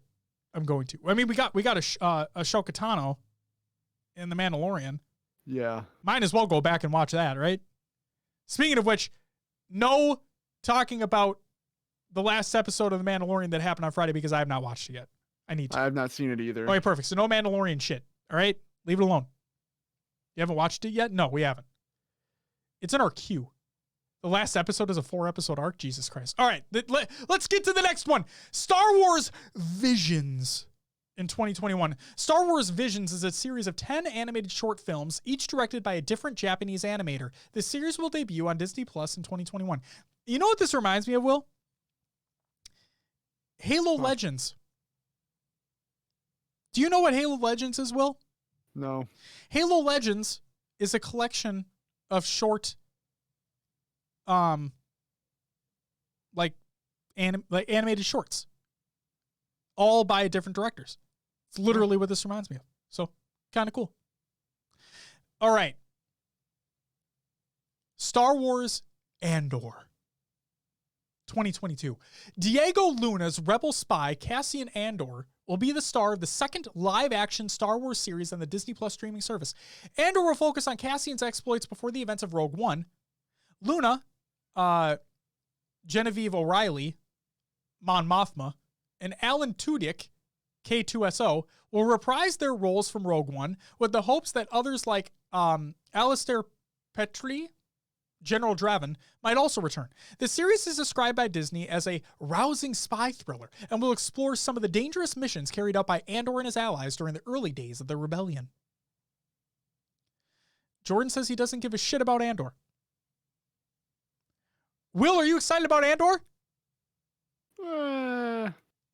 We'll see. All right. This one is probably going to get some fucking people's dicks hard. The Obi-Wan Kenobi series. Release date TBD.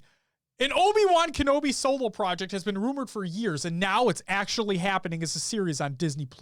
Production has apparently been delayed from a summer 2020 filming date to January 2021, following reports that Lucasfilm was unhappy with the scripts and proposed storyline.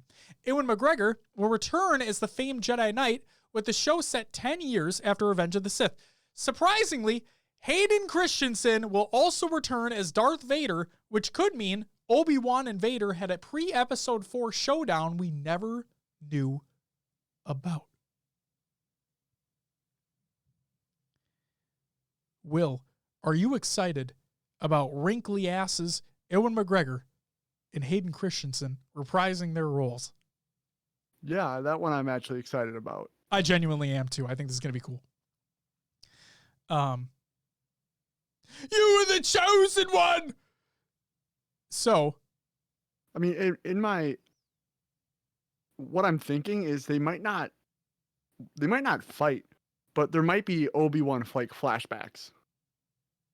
I could see that. Or they have a connection, a force connection, where he can see what he's up to. Jordan says, I want to see Hayden, but I don't want to see them fight. It feels like a slap in the face to the line from A New Hope. I liked episode 3, though.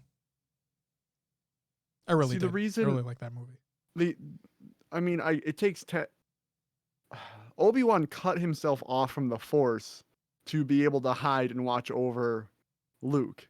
So if there's something going on there, like it's yeah, I kind of agree with Jordan. There's no point for them to have met up or fought. Hey Jordan, remember how you were talking about your ideas for your podcast? I think you should have Will on and talk about Star Wars. I think that's what you guys should do.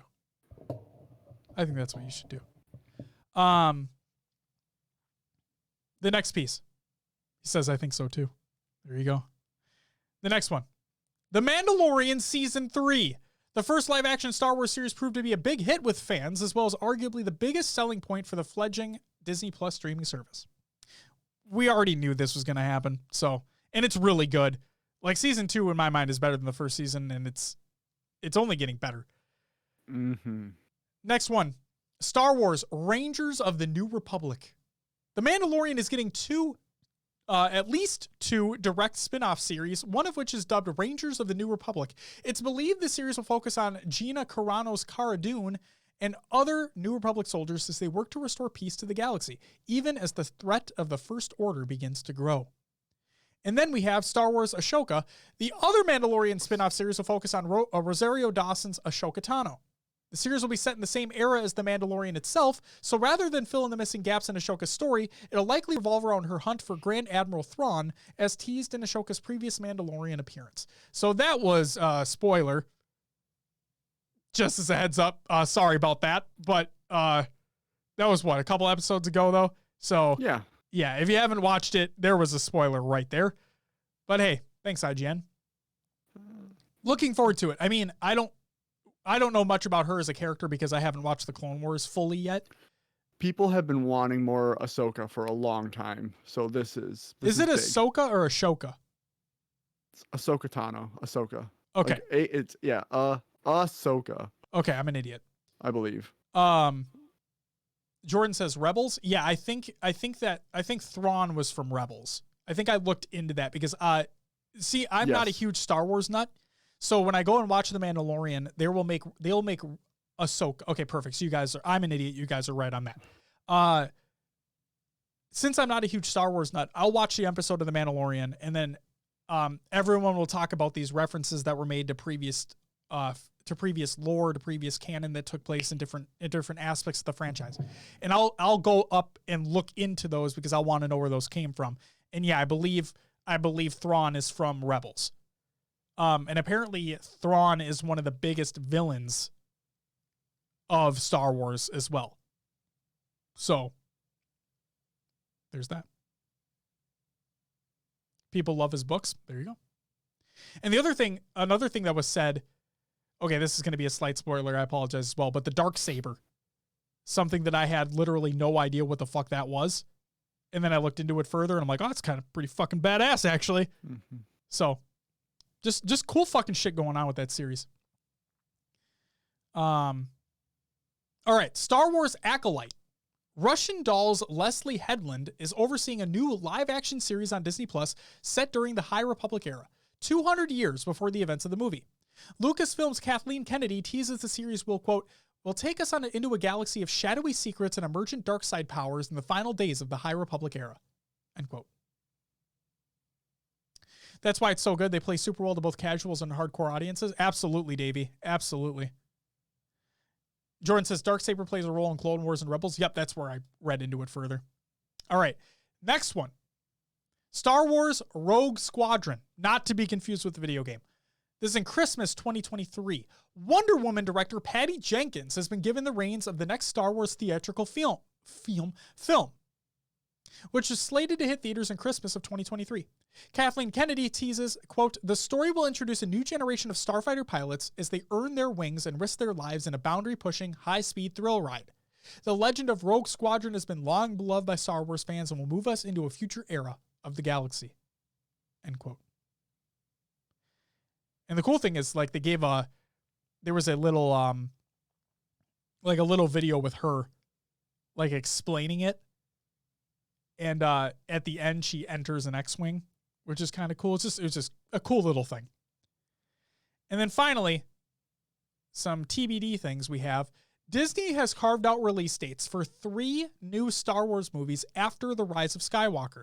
The first of these was to have been the first film from Game of Thrones executive producers and showrunners D.B. Weiss and David Benioff, coming on December 16, 2022. Weiss and Benioff's films have since been canceled, however. Are you happy about that, Will? Yes. Are you happy about that because of the ending of Game of Thrones? Because the ending was not that great? Partially because they don't do well if they don't have source material. And since this is 3 new Star Wars movies and they have to create that source material, I had a feeling it wasn't going to go well. All right. I can understand that. The other two dates were December 20th, 2024 and December 18th, 2026, but it's not clear what film these dates would now apply to. In any case, on July 23rd, 2020, Disney announced changes to its release schedule due to the ongoing pandemic, including these Star Wars movies, which are now planned for December 22nd, 2023, December 19th, 2025, and December 17th, 2027. Jordan says, I need more info on Rian Johnson's trilogy. Well, it's funny you asked that question, Jordan. Is also in that article. I just didn't include this. But hey. Status unknown. New Rian Johnson trilogy. After writing and directing The Last Jedi, Rian Johnson was given, quote, all the freedom in the world, end quote, to oversee an entirely new, non-Skywalker standalone trilogy. We haven't heard much about this project since it was first announced, and there remains no word on when they will be released.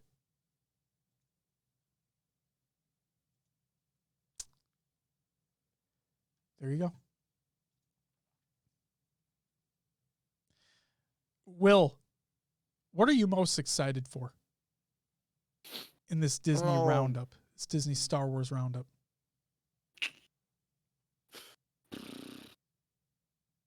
I mean, it's got to be Obi-Wan because he's the biggest name out there. You're not wrong. Of course, Mandalorian's been great. So, I mean, but we knew we were going to be getting more of that. I would say Obi-Wan and Ahsoka. Like, that's got to be it. I would probably say same. Apparently, they took the Benioff and Weiss project off the website, but left Ryan's on it. Yeah, I mean, the Benioff and Weiss one was axed anyway. Look, people are giving Ryan a lot of crap for the last Jedi. Last Is that Jedi. the one he did? Yep. Episode 8. And the movie itself wasn't horrible. I thought it was fine. It was just out of place when you had a similar director on either end of him, right? And maybe if he could have done his own full story arc, it could have been better. Now there were some things that really pissed some people off, like Luke being a curmudgeon in his little island, and him disrespecting a lightsaber, which I didn't agree with. But I mean, if he had a full arc for that, where it could have taken place over the 3 movies, it may have been better off.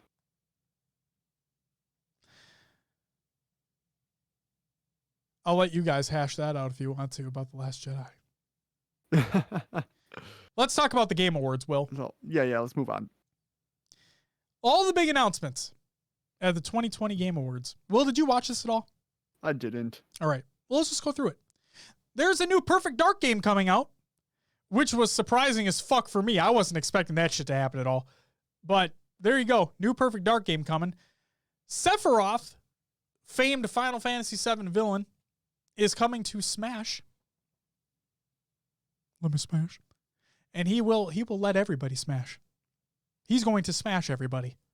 And I'm excited. The trailer they showed off for that was awesome. So that was cool. All right, let's tie it back into fucking Halo, shall we? Master Chief's in Fortnite. It's official. Master Chief is there. You can get him right now. You can get a skin, or 2 skins, really, in the other items. And there's a creator map, which is Blood Gulch, and you can play CTF on it. So, there you go. BioWare showed a brief Dragon Age 4 cinematic. Dragon Age still in development, coming out. Who the fuck knows when? But hey, maybe it'll be good. But speaking of BioWare, ladies and gentlemen, we finally got a tease for the next Mass Effect game. And I'd be lying if I said that little teaser that they gave did not give me goosebumps, because it did. Just the music and the atmosphere and everything. It didn't show anything. Let's be real here.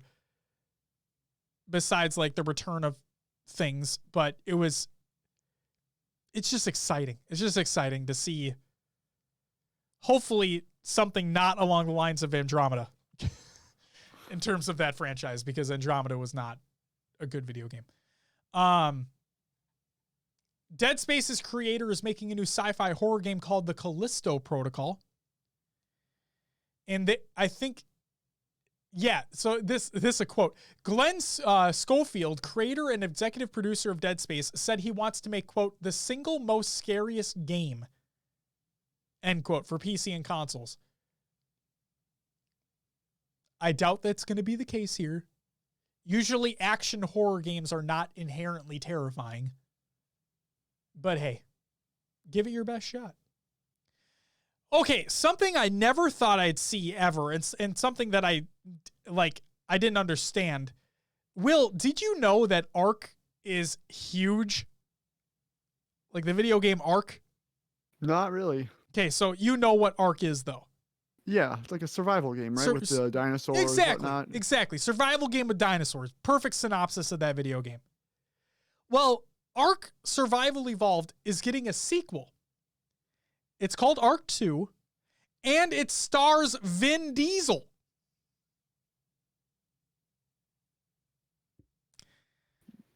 All right. Does he have his It's all about family, Will. It's all about family. It's all about family. And he's got to have his Dodge Charger. It doesn't matter if you win by an inch or by a mile. Winning's winning. The studio behind Gone Home and Tacoma announced their new game called Open Roads. Looks interesting. Season is a serene-looking bicycle road trip game. I'm reading all this from this Kotaku article. Also, I should say who this is by. This is by Nathan Grayson over at Kotaku, so thank you, Nathan.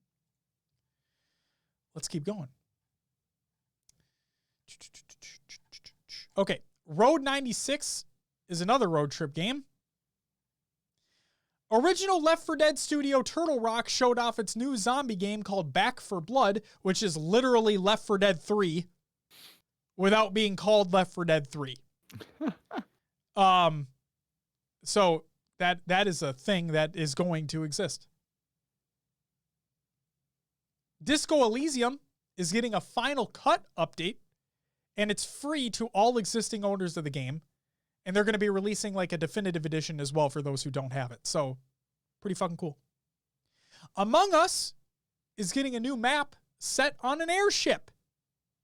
Coming in early 2021, it'll include all new tasks, your choice of what room to start in, ladders, and more.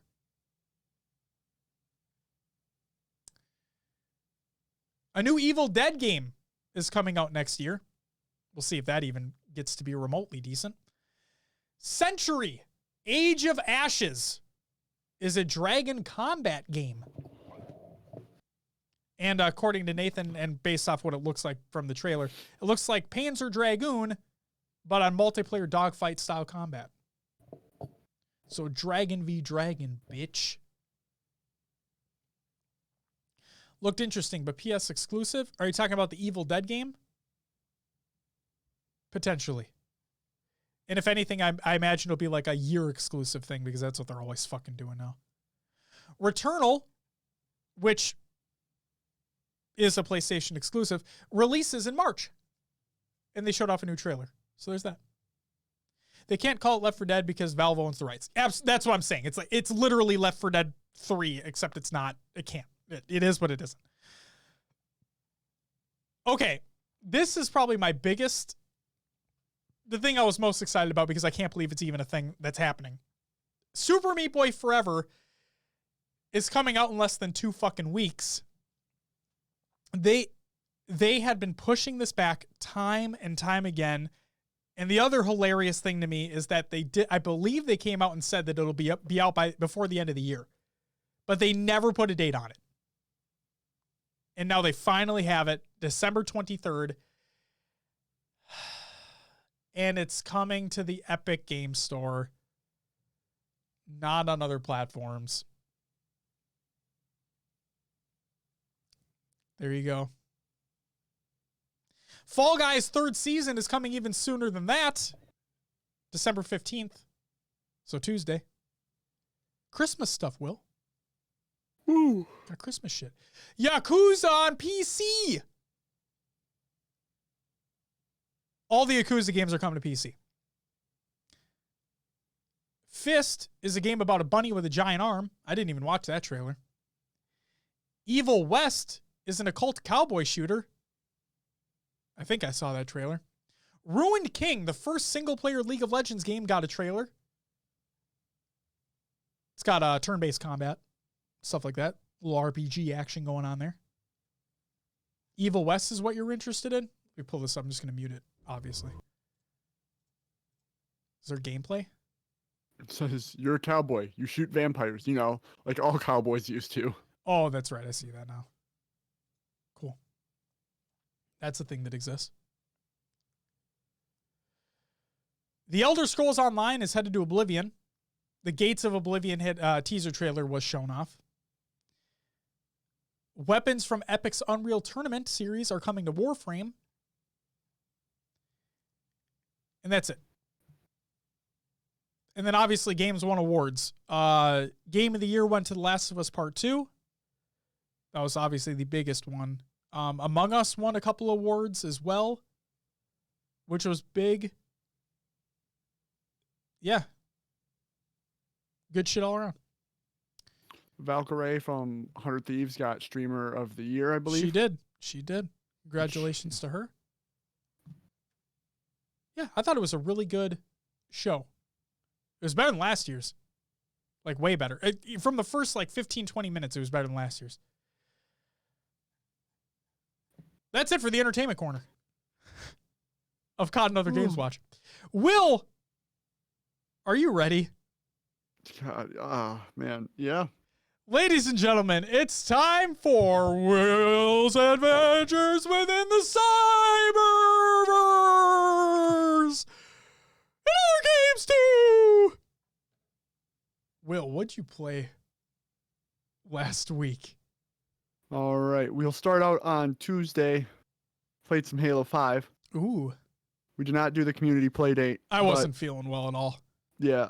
I hopped on a little later and hopped on Halo 5. They had the Arena XP boost for sale in the store, so I spent all my rec points getting the legendary XP boost. Right. And played 3 games, and I was like, yep, that's about it. Had your fill of that one. Cool.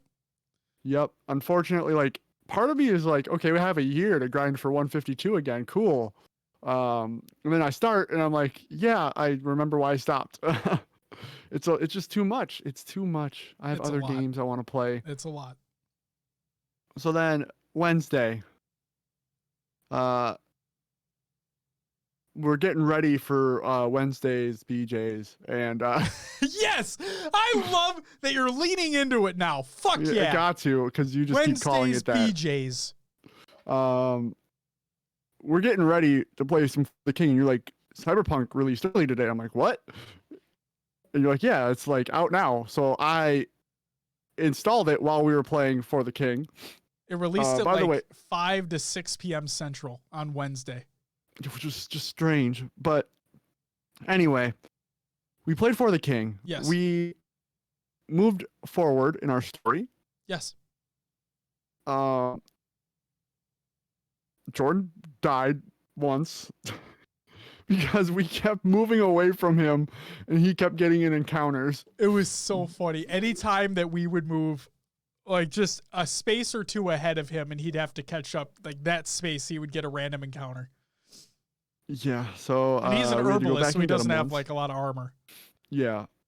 He's an herbalist, so he's just out by his lonesome. It was so funny. So funny. And every time that you would move in the wrong direction, he would die. I'm a dumb woodcutter. What do you expect? I'm just gonna walk around and do what I want to do. I think he's talking about me. I mean, both of us. I would keep going the wrong way. You moved the wrong way, and then it was my turn. I'm like, I'm just gonna go with Josh. I left Jordan. And then we'd fuck over Jordan every single time.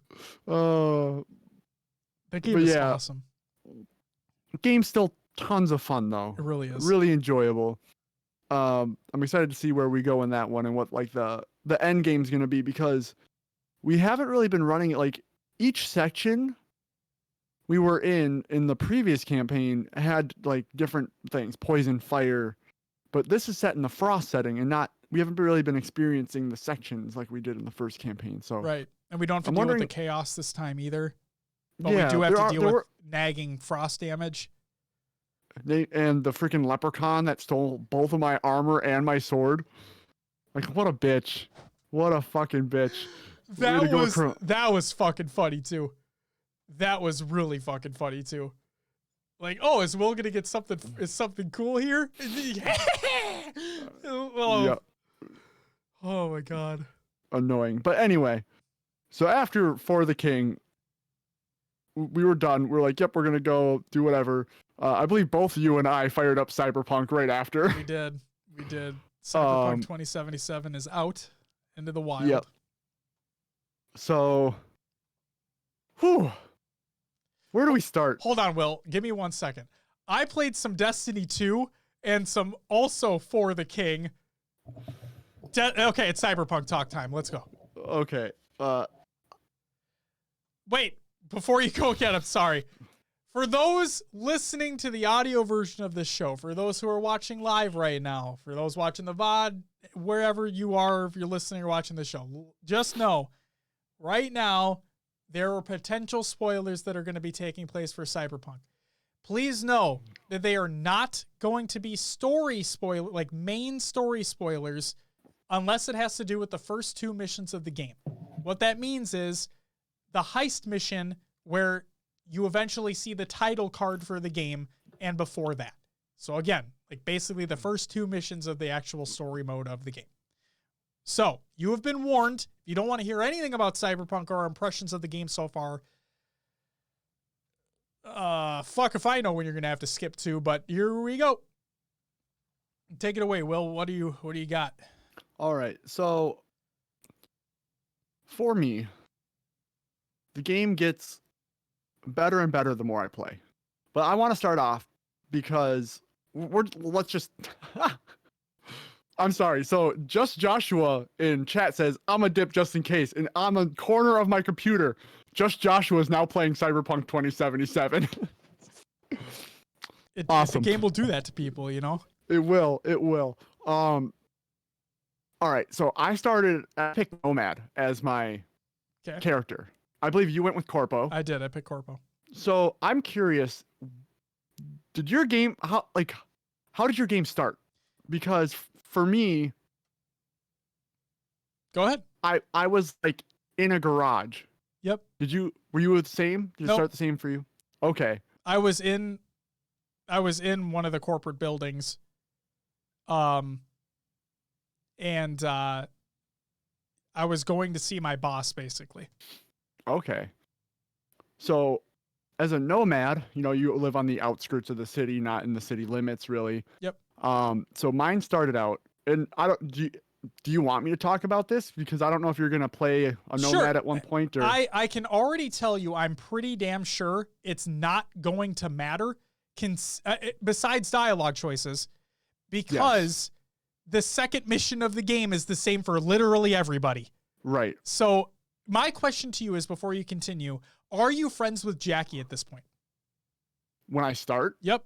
When you start the game. Okay. Okay, go ahead. Dave says, stealth is the worst experience in this game, just wanting to say. Funny you say that. I've had the complete opposite experience. I've had pretty horrible stealth experiences. I've had some great stealth experiences so far. Go ahead, Will. But anyway, I start out and I'm like, my car has broken down. I am in a garage trying to talk to someone about fixing it, right? So you already have a car at this point? Yes. Go ahead. Continue. Go ahead. I'm not going to talk anymore. Go ahead. Okay. So you're in this garage and you're getting your car ready to go, and like the garage door opens up and a police officer walks in. Mm-hmm. And you get like, he's trying to strong arm you because you're not you're in his town and all this and whatever.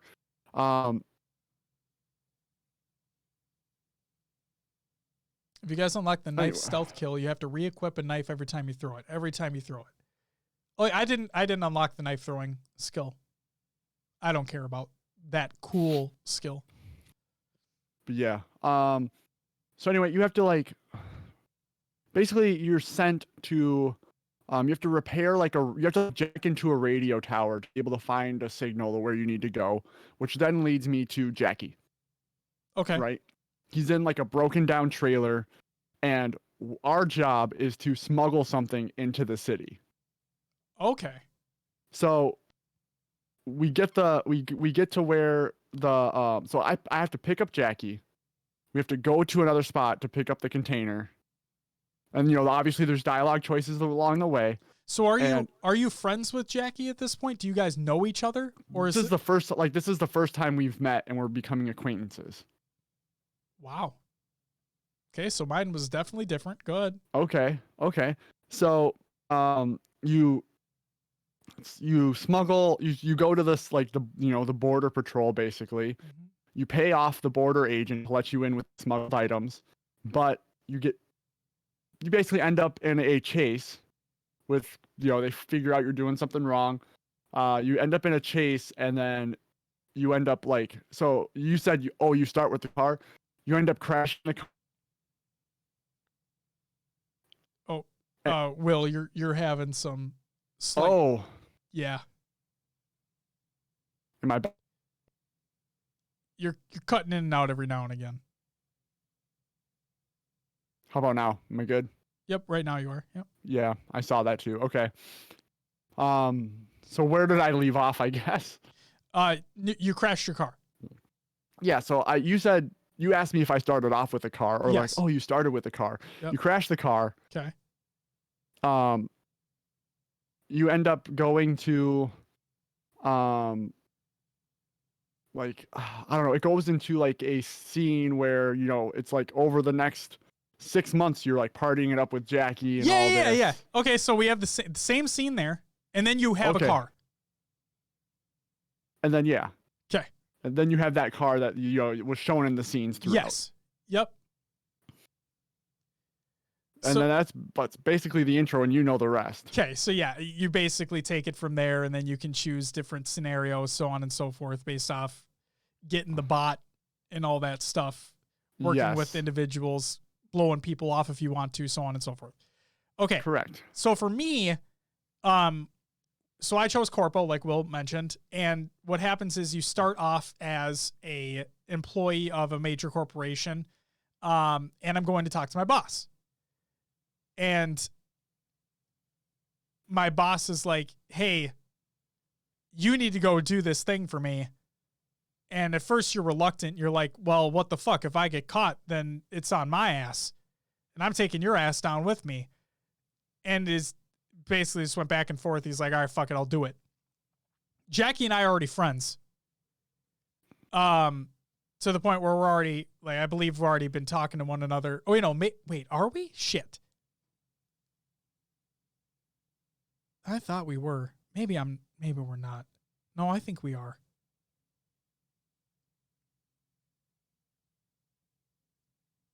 Oh my God, we might not be. Shit. I might just be misremembering. But it's the intro was so uncircumstantial because it does just lead you right into the same exact path that everybody else is taking. The one thing that I've noticed is that while the dialogue choices of the career path that you chose, right? The life path that you chose, those dialogue choices don't influence the outcome of the scenario that you're in. It's the skills that you have that influence that. So but as a corpo, so when you go meet the Militech bitch for the first time, right? Yeah. And you basically get blindsided, and she's gonna have her person kill you, know? I was able to use, now again, this does not influence what happens, but I was able to use one of my dialogue choices as, no, I know exactly the situation that you're in because my boss basically put you in that situation. So either you help me or you're fucked. And she's like, how the fuck do you know that? And and was doing some of that, Yeah. I'm like, that's kind of cool that depending upon what you say, there's different things that are repeated back to you, but it doesn't change the outcome. What changes the outcome are where your skills are put into. So I've been able to. Oh, what was it? Okay, so I'm gonna jump into a story spoiler here for a second. Because I put some points into hacking and whatnot. When you have the bot and you're in the tower, right? And you're trying to go steal the thing, trying to be as vague as possible here. There's a net runner that is hardwired into their network, right? Mm-hmm. And if you fuck up, that person's going to try to fuck you up. Now, I don't know what happens if you do fuck up, if that person comes after you. I literally don't know because I think it's all predetermined. But I had a high enough skill where I was able to hack him I was able to keep him at bay with the bot. Were you able to do the same thing? You know, You are further along than me. When you control the bot and you have to go through the vents. Yeah. There's a room that has the net runner in the chair, like sitting back like this. Oh yeah. Yeah, and you're able to like put the bot on him. Yeah, I was able to do that. Okay, so and I believe that is a skill check, if I'm not mistaken. I think I saw the number at the bottom just to signify whether or not you could do it. Gotcha. But there's cool things like that may or may not influence what's actually going on. And then there's cool dialogue options that you can pick depending upon whether or not you have the skill check necessary. So I like how they did that. But yeah, besides that very, very small introduction mission, everything else is the fucking same. So far is what it seems like. Yeah, I know. I saw it too. What else was I going to say? The thing that I didn't like. Okay. So you were a nomad, or you are a nomad. Yes. You were coming into the city for the first time. With me and my life path, V is his own character, his or her own character. You are not creating your own V. V is an established character. So V already knows or doesn't know things depending upon the life path that you chose. Since I chose Corpo, when locations were being talked about, when I'm going on missions and side missions, blah, blah, blah, he states like, oh, I already know about that place, or, oh, blah, blah, blah. And I'm thinking to myself, but I don't fucking know shit. What are you talking about? So part of me is, now this isn't a fault. Like, this is just how the game is. There's different life paths for a reason, right? But something I didn't really care for is that picking Corpo, you're literally just thrown into the city straight up. And I don't know any fucking thing that's going on.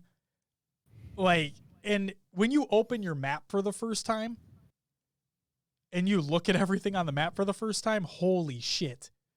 That thing is dense. And it's not necessarily a bad thing because there's a lot of stuff to do in the game. It just took me back a second. I'm like, oh, I feel like I'm being thrown a lot right now. And even for me, it felt like a lot. But yeah, you can go ahead and take it back, Will. I just want to put that in there. Oh, sure. I guess I don't want to ruin too much of the story, so of what you were saying, but I've been doing a lot of side missions, a lot of the main story. It is overwhelming, to be honest, at times, looking at everything you can do. That's what I felt like. That's kind of like you have the freedom of choice. You can continue on, or you can do these things around the city, depending, or I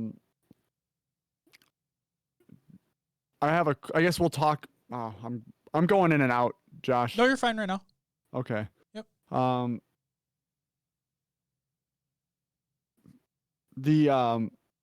So like with the stealing the bot mission. Yes. So you get the data chip. Yep. From Meredith. I wiped Corpo. it. I wiped it. So you wiped it clean? I wiped the virus off of it. Okay. What was it? How did it end for you? So I went in, again, this is story spoilers, everybody. So this is literally Yes. going to be talking about a main story mission that takes place. This is the very beginning of the game.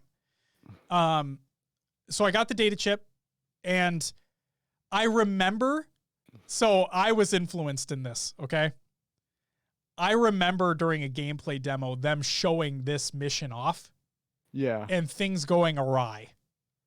And so when I got the data chip and like I didn't get killed or anything after getting the chip, and I'm thinking to myself, wow, I actually went by a lot better than I thought it was going to. Like, okay. Then the option popped up. Wipe the virus off the data chip. I'm like, what? I didn't know I could do that. I'm like, I wonder. Because I remember from the gameplay demo that they showed that if you bring it in there and it has the virus on there, they find it. And things go badly. Or at least I remember them going badly in that thing that they showed. So I'm like, I wonder, how will... Because I can definitely see things going to hell anyway because they're the Maelstrom and they're assholes. But let's just see. So I took the virus off and I booked it over there. Went in, the guy comes out and he's fucking angry as shit. And I'm like, oh my God, here we go. Just used one of my dialogue options to like shut him up. And then they're like, how are you paying for it? And it even gives you the option to pay with your own credits if you have the amount necessary. Yeah. And I'm like, well, I definitely don't have the amount necessary, so I'm definitely paying with this Militech chip. Fuck you. So I gave him the chip, gives it to what I would imagine to be a net runner or whatever that person was in the chair to scan it. And he comes back. He's like, it's clean. And I'm like, okay. So he takes the chip. I'm like, are we done here? And he goes, all right, take your shit and get out. I'm like, oh, fuck it. Okay, dude, I'm out. Thanks, man. This is great. Then, Militech showed up and started blowing the place to bits. But the Maelstrom, I believe that was the gang. I believe that's who they are. They were on my side, and I fought alongside them to get out of there. Oh. And then at the very end, that dude that was being held at gunpoint when you went to go visit the bitch. Yep. He was there, and he's like, "Hey," he's like, "Why the fuck you help me?" Like to V, he's like V's like, "Why the fuck what are you doing?" And he's like, "We have mutual interests. Meredith's an asshole. I believe that's her name." And that was the end of that mission, basically, is that I got to fight with the Maelstrom out of that building. And that was that. So here's where I'm curious because I did not wipe the virus. And I purposely did that. Okay. So this is where down the road things can change for us. Potentially. Potentially. Well, I won't. Oh, you've already anything. experienced something that could happen? Well, let's just say I've already had an encounter with Meredith, which you probably won't now. Because I might it just goes bad. This encounter probably you won't. Oh, okay.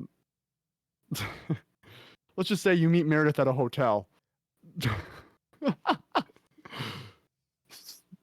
That was the mission. I don't know. What, you just going up for a drink? You just fucking shooting the shit for a while, right? That's it. Yeah. That's it. Game's rated E for everyone, ladies and gentlemen. That's it's rated EF. Everybody fucks. So there you go. So yeah. So you're right. I probably will not have that conversation with that individual. Did you free Brick, Josh? Did I free Brick? I couldn't. I tried. I couldn't figure out how.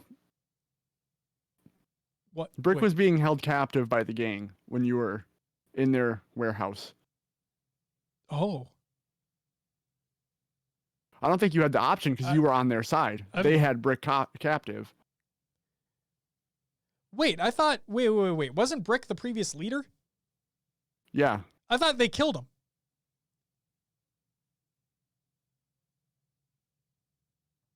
They did not. They had him. What's up, captive. Scotcher? Oh, I thought he was dead. Anyway. They said he killed him. They literally said in like every piece that he killed him. That there was a what the fuck was it? There was a scuffle between the two, and what's his face took him out in cold blood. So am I missing something here? Because I'm telling you, man, that's what I thought happened. Has the clip showdown already passed this weekend? I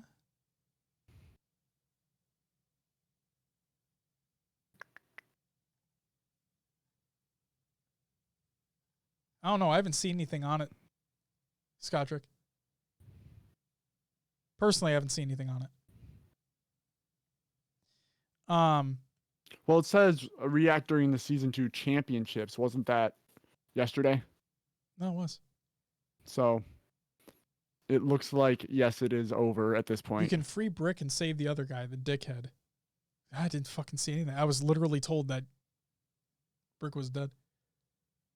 Oh, they have him in a chair with a landmine attached to him? He's probably dead now. I didn't see him at all. I didn't see him at all.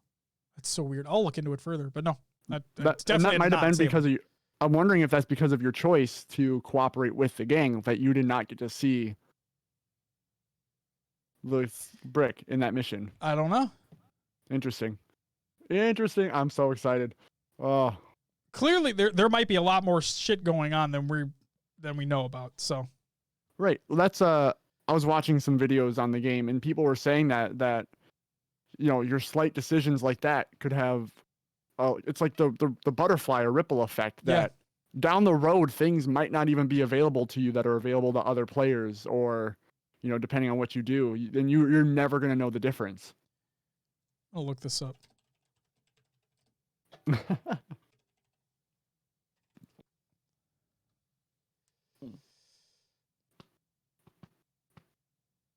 Oh.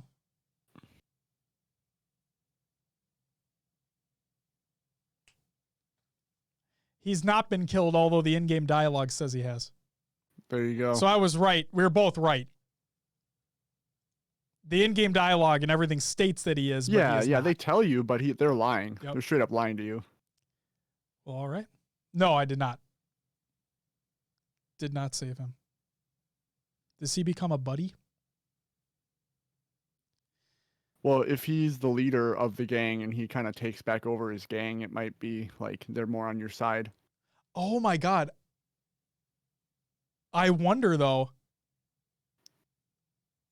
I wonder if you save. Wait a second. I wonder how this all plays out though, because if you save him, if you're able to save him before you talk about the chip and whatnot, right?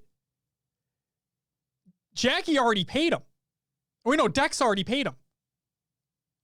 No, I don't think it's an option to save, because my option to save him was later. Oh, after the encounter. I was going to say, because like if you could have kept all those credits for yourself. Or maybe he gives them back to you since they, something could have happened. I don't know. That would have been so fucking cool thinking about it now. Like if you were able to save him, if you were able to sneak in, save him ahead of time, and then like bust through the door with him right next to you and be like, guess who's back, bitch? And then you light him up and then you have a conversation after the fact. Man, if that doesn't happen, that would be amazing. Fuck. I'm really excited for all the little things in this game. And that's it. Like, I get so lost in it. Like, I don't even realize how long I've been playing or what I'm doing. This is the first game in a while that's made me feel like that too, where I will literally do a side mission for what feels like 5 minutes, but it's really a half hour to 45. And I'll look down and I'll be like, what the fuck? And they're not extravagant side missions that I'm doing. It's just, I'm just taking my time trying to be stealthy or just taking it all in and looking for shit. But yeah, that game, speaking of, that's the thing, density. The game is very dense, not just in things to do, but in things around you. Oh yeah. Like little thing, just things that you can, junk that you can pick up and sell. The density in the environments themselves and things that are all around you. There are other characters very, very, very, very side characters that you can go, like when you're doing a side mission and you'll just happen across them and they'll give you further like information about what you're actually doing there or what's gone down in that situation, right? It's the little details like that which keep you invested, which keep you involved, which keep you intrigued into the whole game. And that the game, and yet we haven't even talked about bugs or performance, which I know you're going to talk about. It's the game does a lot right. And Will and I were talking about this before we started recording the show. This game is not, to me, something incredibly. Now I'll say not yet because I haven't played through obviously everything this game has to offer yet. But as of right now, my first impressions are this game is not something that is revolutionary in the sense that The Witcher 3 was at that time. If you go back and you look at The Witcher 3, which again had a lot of performance issues on launch, it took a long time for everything to get fixed, so on and so forth. That game, what's up, Bobski? That game, regardless of that command that you use, we've been live for just over 2 hours. Thank you, Dave. So that game was revolutionary at the time in storytelling, in just sheer breadth of content that is included within it, and how it wasn't incredibly hand-holdy in the way that your actions speak throughout the journey as well. And we know we're going to get those things in Cyberpunk. It's just this game right now doesn't feel like that quantum leap. And I'm not saying it has to be. It doesn't have to be at all. I just think I think a lot of people out there were like thinking this was going to be the greatest thing ever in entertainment, in video game entertainment. And for people, it will be. For some people, it will be. But for a lot of others, I think people need to get their expectations in check. This is just based off my arguably short time with the game thus far. And this is coming from somebody who is genuinely enjoying it. Like I really, really heavily enjoy this game so far. Will, do you want to talk about performance? Oh, yeah. So I still have a 1060 in my PC, and honestly, it wasn't great. Performance wise, I could get 20 to 40 frames depending on where I was. Okay. So I really wasn't happy with it. That was the first night of trial with the game. I switched over to GeForce Now, which is a service where they basically do some of that processing for you on the back end. And it has significantly improved my experience. Hashtag not an ad. You were playing the game on NVIDIA's servers. So you're playing via the cloud. Right. The only issue I've really had with like lag or, kind of weird things going on is there are times where I'm walking and like I run into something that I should easily have moved around, and the game will like stutter for a second, and then I'm all of a sudden up here. I'm moving. So there's a little bit of that, and there's a little bit of lag when driving. If I've stolen a few cars that move a little too fast for the servers, and I could see like the taillights, like almost like a ghosting effect behind the car of where my car, like, the server's pinging the car, but I'm actually up here. So it's this weird like thing. Waiting for that 3080, man. Otherwise, it's been fine on the GeForce Now servers. Everything else has been fine. I'm getting normal frames. I'd say there's no frame counter, unfortunately, for GeForce Now, but compared to what I was seeing, like texture-wise and frame-wise, significant improvement on GeForce Now, and it makes the game the game was unbearable without it. Like I could not move around, I couldn't shoot. Like I would be aiming at someone and I'd shoot, and then all of a sudden, like, where'd those bullets go? Right. So GeForce Now has made the game tolerable for me. Performance could be a lot better. I do have an outdated graphics card at this point, though. So okay. Any bugs? If anybody knows someone getting rid of a 3080 anytime soon. Any bugs or any anomalies that you've run into? so with not before I got on GeForce now, the first night, so I told you I was out in the like outskirts of the city. Yep. Right. And there's like trees out in the distance in these like Badlands. All the foliage was like highlighted and very present. So even like if I was standing in that garage, I could see all the foliage outside, and it like just disrupted my vision. And that happened throughout the whole game. Even when I got into the city, little planters in boxes in the city were highlighted. That's like bright, fucking weird. Bright yellow outlines. Okay. And second day, obviously the second day that went away. Second That's day good. of playing. If you get your vehicle stuck, if you have, I currently have a motorcycle, and Okay. there was a point where like I drove up a set of stairs and landed on a railing, and my vehicle is just like teetering on the railing. There's no way to like shift your weight to make your vehicle move back and forth. If that happens and you get your vehicle stuck, you also cannot get off your vehicle. So therefore, you are just stuck. I had to reload the last save checkpoint or wherever, last save point. So that's a bug, or maybe not a bug, but more maybe an oversight. Because like there were technically like I was on that railing, there was nothing for my player to step down to or step onto. So like it was like, no, you can't get off your vehicle right now. And so I got stuck for a little bit. Jesus Christ. Bugs. I guess there's so much in the game too. Like there's been times where like I go to talk to someone and they have an item in their hand and they start like animating and talking, but that item doesn't move with their hand. It like sometimes will like just be like floating next to them, and then like their hand will move up, but then the item is down below and that moves up, and then it's like sometimes like so I had this one case where a person was sitting at a desk and that item that was floating below their hand was hitting things and moving things off their desk, and it was kind of hilarious, right? Because it's like that's not supposed to happen. Yeah. But basically this person is just like wiping their desk clean while they were talking to me, and I was like, okay. That's awesome. So I think those are the really only bugs I've experienced. Okay. What about yourself? I experienced one T-pose so far, and this was when my character was driving.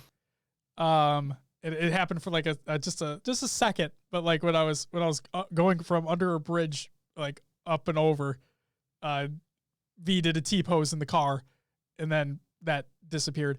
I had an instance of where an enemy phased through a wall. Oh. Like just literally phased into a building. Like I just saw him and he's like, whoop. Like, all right, cool. You have fun in there. Could never find him again, so he was just stuck in the wall. Speaking of that, yeah, I did have I don't know if it was a bug, but I was in an apartment building. Okay. And I was supposed to be fighting enemies, and I could hear them yelling, and I couldn't find them anywhere. They spawned outside the apartment building on the ground floor. So I had to like run all the way down Jesus 3 levels of an apartment building to go kill these guys. So that might have been a bug, so to speak of, because they were probably supposed to be in the building. Right. But, makes sense. Yeah. What else? I've experienced, so have you ever, so the game's physics are a little weird where, so Dave mentioned that he has not had great opportunities with the stealth in this game. Yeah. So I've had a lot better experiences with stealth in the game so far. And the thing that I've come to love about the encounters in like the side missions, at least, is the amount of different opportunities for ways that you can complete them. So there was, just for an example, there's a side mission about, have you met a monk yet, Will? I don't know if I have. Okay, so this is insignificant, but I'm just going to talk about, so again, spoiler warning here. There's a side mission where you go meet a monk, and he is cybernetically enhanced against his will. The Maelstrom took him, and we're like, hey, we're doing this to you whether you like it or not, so fuck you. And so he was taken against his will, and he was cybernetically implanted, as a monk he didn't want that at all. He stood against it. Turns out his brother was about to be in the process of that happening to him too, but his brother was being held captive in a nearby like warehouse. And he's like, hey, can you please try to go save my brother? And if possible, try to do it with no bloodshed. Because again, he's a monk. I'm like, all right, I'll give it a shot. And I like playing stealthy anyway. So in this warehouse, there were a lot of crates, like a lot of shipment crates around. This was near a dock, by the way. And what I was able to do, and I didn't even think about this. Like, honestly, this is so weird. I didn't even think about this, but your character can clamber. Like, your character can climb up stuff, not just ladders, but other items too. So I just tried going up to one of the crates, and because it looked like a height where I can grab that and climb up, right? It's a video game. And I did it. And I'm like, oh my God. So just, it's such a stupid thing to think that like, that you can do this. You can. So I climbed up the crates, went in there and scanned the area, pinged it. So I saw all the enemies in the area, and there were 4 of them. One of them was just outside, which obviously I didn't see at first because I climbed up the crates and went in from the inside. And so I incapacitated because you have an option to incapacitate. You don't have to kill when you grab somebody. So I incapacitated the 2 by the monk. And then I went through the crate towards the outside to get the one that was standing outside. And then the monk, now I don't think I got anything special for doing it the way that they wanted to, which is kind of stupid, but, I did get like a slight extra piece of dialogue from the brother that was being held captive. And he's like, well, thank you very much for saving me. And also thank you for not killing anybody. And I'm like, hey, not a problem, man. Your brother's fucking waiting for you outside. He's like, I'll be out in a minute. I'm like, all right, cool. But it's just the stealth mechanics in that game, while not perfect by any means necessary, I've had instances where I've walked up on somebody behind them and I wasn't able to grab them. And not because they're more powerful than me, but just literally the prompt didn't come up. And then I've had it to where they've turned around on me and it's like, well, fuck, now I'm screwed. But I've also come to realize that the AI in that game is pretty fucking stupid to a point where if you get spotted and you just run out the front door and you go around a corner, more often than not, actually, I would say at least 90% of the time I did this, they wouldn't follow me. They would just look in their little area and then they'd be on alert. But you can easily go back in and sneak through if you want. So, like I said, I've had instances where it's worked out better for me. Dave says, I have 2 soft locks, one with Johnny on the tower where it didn't trigger us landing, and 2 when you're getting into the elevator with Jackie. The enemy with the code spawned 2 times on reload, and it wouldn't give me the code for the elevator. Oh, no. I have yet to have a soft lock or a hard crash. I did have some visual bugs, though, where, like, when you get a new item, it'll pop up where it's like new item received or whatever. Yeah. Well, they also have contextual, like, windows that appear, like when you hover over something, right? Yeah. Where it gives you information on a weapon or an armor or whatever. I had a weapon prompt never go away. Like it just, and it took up a good portion of the right side of the screen where it would just show us the stats and whatnot of the weapon, and it just wouldn't go away. So, but closing and reopening caused that to go away. So, again, it wasn't a soft lock or a hard crash, but it was a visual bug that did take up a good amount of the screen. Go ahead. That reminds me, I did get stuck in scanning mode once. Really? Like you press the button to go into your scanner. Yeah. And after like I pressed it to come out of it, I stayed in the scanner and I could only like slow walk. Oh, so fuck. I just had to reset. But another bug that reminded me of. That's shitty. But yeah, for those, I want to put things into context here. The game was delayed multiple times. COVID is a thing that is still happening. There were a huge amount of problems that they had to deal with to get this game out. And for those who don't remember, when The Witcher 3 released, The Witcher 3 was a buggy mess as well. Okay? These things will get fixed. Some have already been fixed. It's only going to get better. And believe it or not, performance is only going to get better as well, because now, granted, I would not recommend playing this game on an original PlayStation 4, an original Xbox One, an Xbox One S, One X, or PS4 Pro. I just would not. If you have a new console, like an Xbox Series S or X or PS5, you can get nearly a locked 30 FPS. Okay? So, and considering this is a single player, not super high action video game, like not Twitch shooter, a video game, playing at 30 FPS, that can be fine. So if you have a new console, go ahead. The performance after this recent update has been better, and it's more of a smooth, almost locked 30 FPS. So there's that. And then also there is a performance mode, if I'm not mistaken, which tries to get you to 60. It is not locked, but it does a decent job of getting damn near 60 FPS as well. So there's an option for you. But if you have a base console, you're getting what, like you had, Will, with the 1060, you're getting those levels of performance the whole game.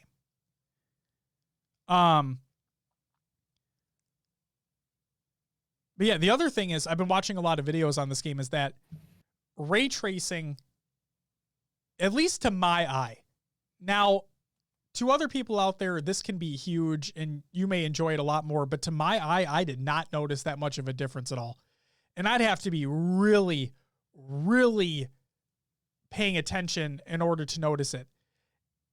And I don't know if that's just because of my eyes. I don't know if that's as praise to the developers of this game to make it so the lighting is just already good, because it is already good. But yeah, I'm still tinkering around with settings, but I usually play at the ray traced medium settings, or I play at ultra with no ray tracing. One of the two. And then obviously I turn film grain off because fuck that. I turn chromatic aberration off because fuck that. And I turn off motion blur because fuck that. But who knows? So you said you've been stealing cars. Yes. I have yet to do that. You know why? Why? You can call your car at any time you want. Just like you can call your horse in other video games, you can call your car and your car will drive to you. Like, it'll fast travel to you at any time. And I didn't even think about taking another person's car yet. And that's like the fucking, like, when you look at this game and it's fucking dirty ass city and whatnot, you're like, fuck yeah, fuck you, I'm taking your car. I've not done it yet. Yeah, it does test your strength. Jordan says if you steal a car, you can't call that one. You can't save a stolen car, from what I've heard. Right. Okay. Yes, you can't. It's like GTA. You can't put a stolen car in your. Wait, you can put a stolen car in your garage. It saves in GTA. You can. But fuck, what game am I thinking of? There's other games out there. Sure, Oh, no, not GTA, like GTA Online. That's what I'm thinking of. GTA Online. You can't take another player's car and keep it for your own. So you can steal, like, I've stolen a few, like, really fast cars, like a few Lamborghini looking cars. Shit. Just because they're faster than what I have. Yeah. So are they furious? Always furious. Some of them, like, turning depends on the car too. Like, not only speed, but the way the car turns. Can I just say I fucking hate how V's car turns? It also it's like takes forever to stop. Yep. They all do. It's momentum. Like, they actually did, like, if you're at 100 miles an hour, you can't slam on the brakes and stop in 2 seconds. Right. The one thing that the GPS kind of sucks. Agreed. Because it's not like it's like you're going, and all of a sudden it's like, here's a turn, and you don't have enough time to slow down. Those who say, I'm just going to put a blanket statement out there. Those who say that the driving is good in Cyberpunk, dude, no. The driving is not amazing in this game whatsoever. To me. It's not arcadey, but it's its own thing. Right, but it's not like, a lot of people complain about GTA 4 and GTA 4's driving model. Every car felt like a boat in that game. GTA 5 fixed a lot of those problems. This feels like a step back towards GTA 4 territory. To me, it just doesn't feel responsive enough. And again, I've only driven V's car, okay? Like, I haven't driven a motorcycle, another car, anything like that, but it just doesn't feel amazing. Right. I can agree. It doesn't feel, because it's like, it's not like when you, so like, I think it's like when you're pressing the button, it's not like you're just cranking the wheel. It's like a slow turn. Yeah. Yeah. When you're trying to turn on a dime, you ain't fucking turning on a dime. No way. And it's almost like you slow turn until you finally reach a point, and then you're like, okay. That's exactly what it feels like. It just doesn't feel responsive to me. Yeah. Oh, man. But Cyberpunk. It's a game. It is a video game. And it plays like a video game, which is a good thing, by the way. Any closing thoughts on the game before we basically close up the show at this point? No, that's about it. All right. Yeah. Game's fun so far. Looking forward to playing more of it. And like you said, well, I'm looking for, considering both chose different paths, I'm intrigued as to how our decisions will influence our playthroughs and see who gets scenes, who doesn't get scenes, and we'll go from there. Yeah. We're probably going to be talking about a lot. So stay tuned, folks. With that, Will, it's time for some shout outs. Shout out to everyone who followed and subbed during the show. No one. Happy belated birthday to High Tech Redneck. Beth, happy belated birthday. And to Shibby as well. A name who I have not heard in a very, very, very long time. Congratulations to Why Not Be Reckless on joining Alpha Dog Esports as an esports analyst. And then congratulations to Lady Echidna on joining Divine Mind as a content creator. That's fantastic. Community creations, we have Halo memes every day. Reddit.com/r/Halo memes. We have clips of the week number 84 by High Tech Redneck. Go ahead and check that out. That should be live on Monday. If you don't know, you know, Behind the Screen with Commonly interview, 1v1 and film review. This is by Why Not Be Casting. It's a great YouTube video. Go ahead and check that out. We have Will Equilibrium, a Halo 4 PC montage. The best Halo game. It's by Azrael. Checking that out. And then finally, we have the Community Spotlight by Snickerdoodle as well. The monthly Community Spotlight. Check out some cool shit that is happening in there. Actually, I want to throw another one in there because I forgot to and I'm an asshole. The Halo Mole, the final episode is going to be going live. This was years in the making. Please show your support to those who helped create it, who were stars in it. Watch the series on YouTube. Again, that's the Halo Mole. Shout out to you, Dust. And congratulations on you and the team getting that thing done. Will, that's all I got for the community creations this week. Therefore, would you mind plugging the show?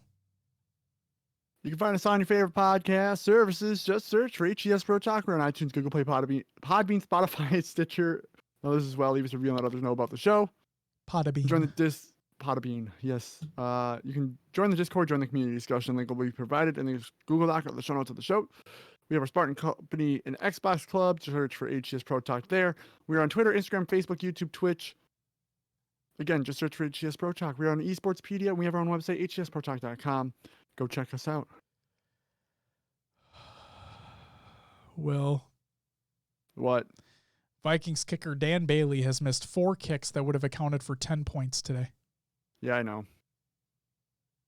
We are currently losing 14-26, so we could be, 24-26, which means literally Eric came in. Great show today. Don't forget a preemptive shout out to whomever is the Vikings' new kicker next week. Yep, tryouts will be held. Why is it always our kicker? I think Dan Bailey's just he's old, man. He's But been in the even league then, a we had long time. we had what's his face that was ran out of town. Blair Walsh. Yeah, he was young. Can we just Cobra Kai coming back? Oh, Kai Forbath. Oh, that's right. I liked. Well, I'm surprised. A, I got that reference, and B, that's who. I'm just surprised I got that. That was. Whew. Oh, we are gonna lose this game. Oh, Dan Bailey. I think there goes our playoff hopes with it. Wouldn't surprise me. Also, the Steelers lost their first one against the Washington football team. Who had playoff hopes? Are we talking about like who said the Vikings had playoff hopes? I mean, technically, if a lot of things go our way, we'd be a wild card spot. But yeah, I think we can afford 1 to 2 losses down the stretch here. Most likely 1, and if this is the one, then I don't see us beating the Saints or,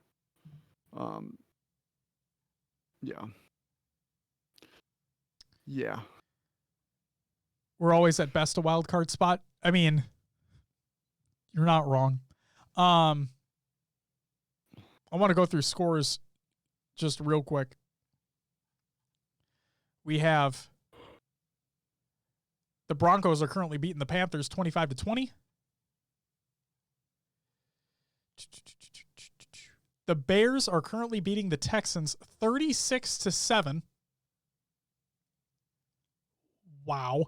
The Cardinals are currently beating the Giants 23-7. Not necessarily surprising. The Dallas Cowboys are beating the Bengals 23-7. Again, not necessarily surprising. The Kansas City Chiefs are beating the Dolphins 30-17. Again, not surprising at all. And then the Tampa Bay Buccaneers are beating us 26-14. Again, not surprising.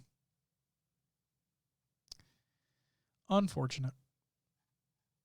But hey, what are you going to do?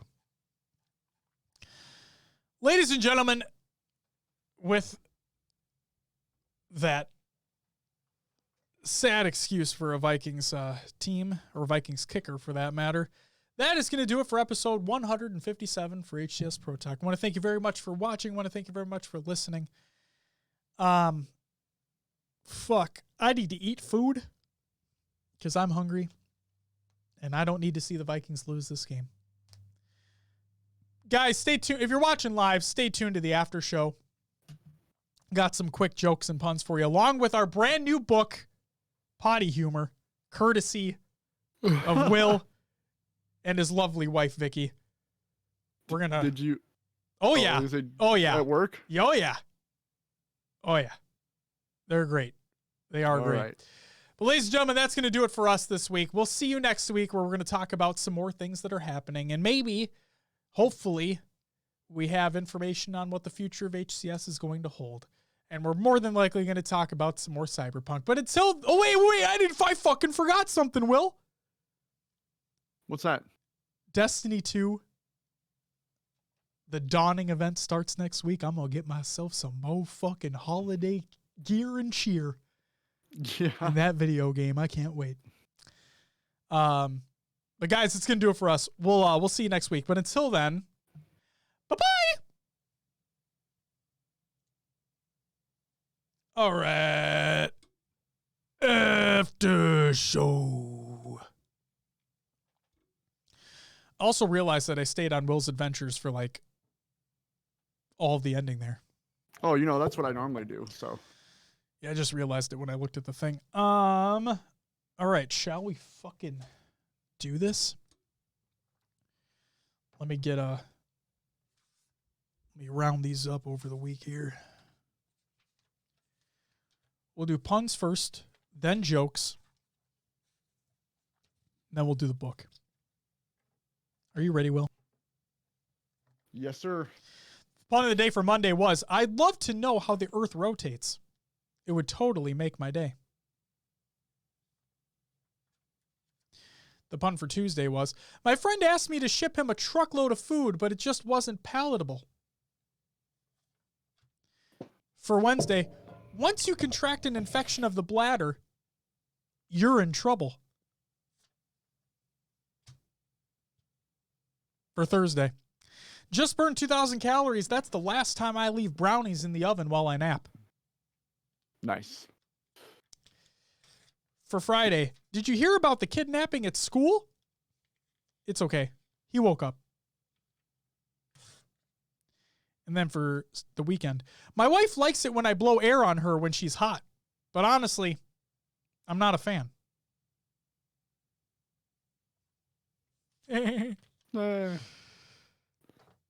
Joke time. Or jokes time. For Monday, where do typists go to get a drink? Space bar. Ding, ding, ding.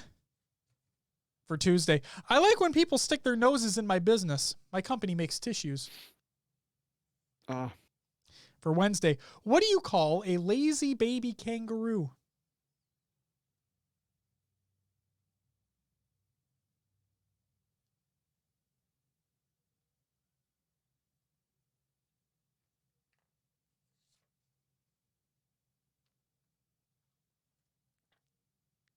Anything? I don't know.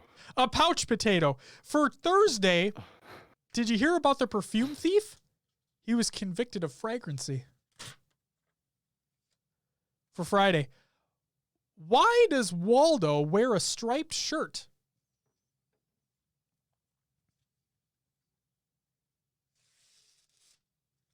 Why? Because he doesn't want to be spotted.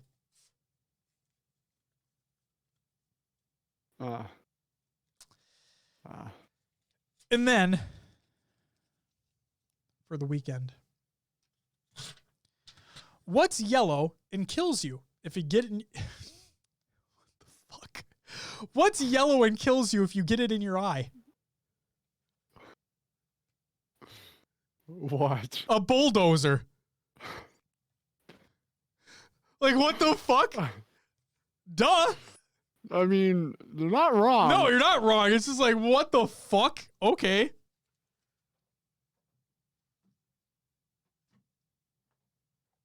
Hold on. Alrighty then.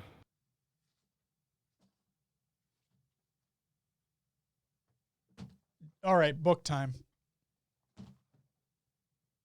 Will, are you ready? I guess I'd have to be. All right. Give me a page number. Ooh. 1 in 315, I think. Let's go for 99. 99, I like it.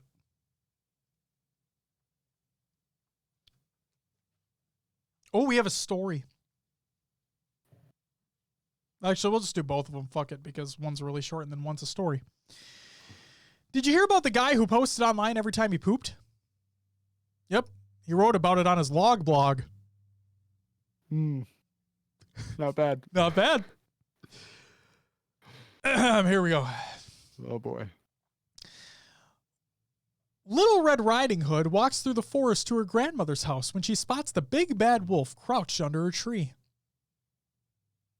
She goes up to him and says, "My, what big pointy ears you have." "The better to hear you with, my dear," the wolf says. "And what big flared nostrils you have," Red Riding Hood points out. "The better to smell you with, my dear," the wolf replies. "My, what big teeth you," Little Red Riding Hood says before the wolf cuts her off. Yeah, big teeth, the better to eat you with. Now, could you get out of here and let me take a dump in peace?" I knew that's where that was going. Oh. It's pretty good. That's pretty good.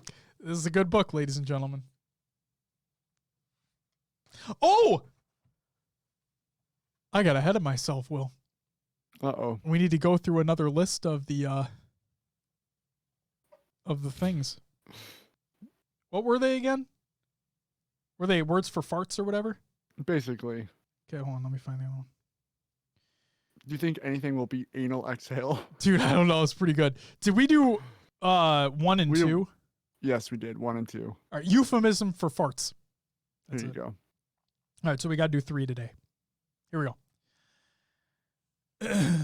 Euphemisms for farts, part 3. Powerpuff. I like that one. Playing the O-ring oboe.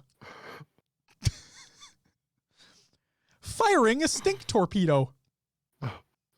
Okay. Saluting your shorts. Wasn't that a show? Salute your shorts? I don't know. I think it was.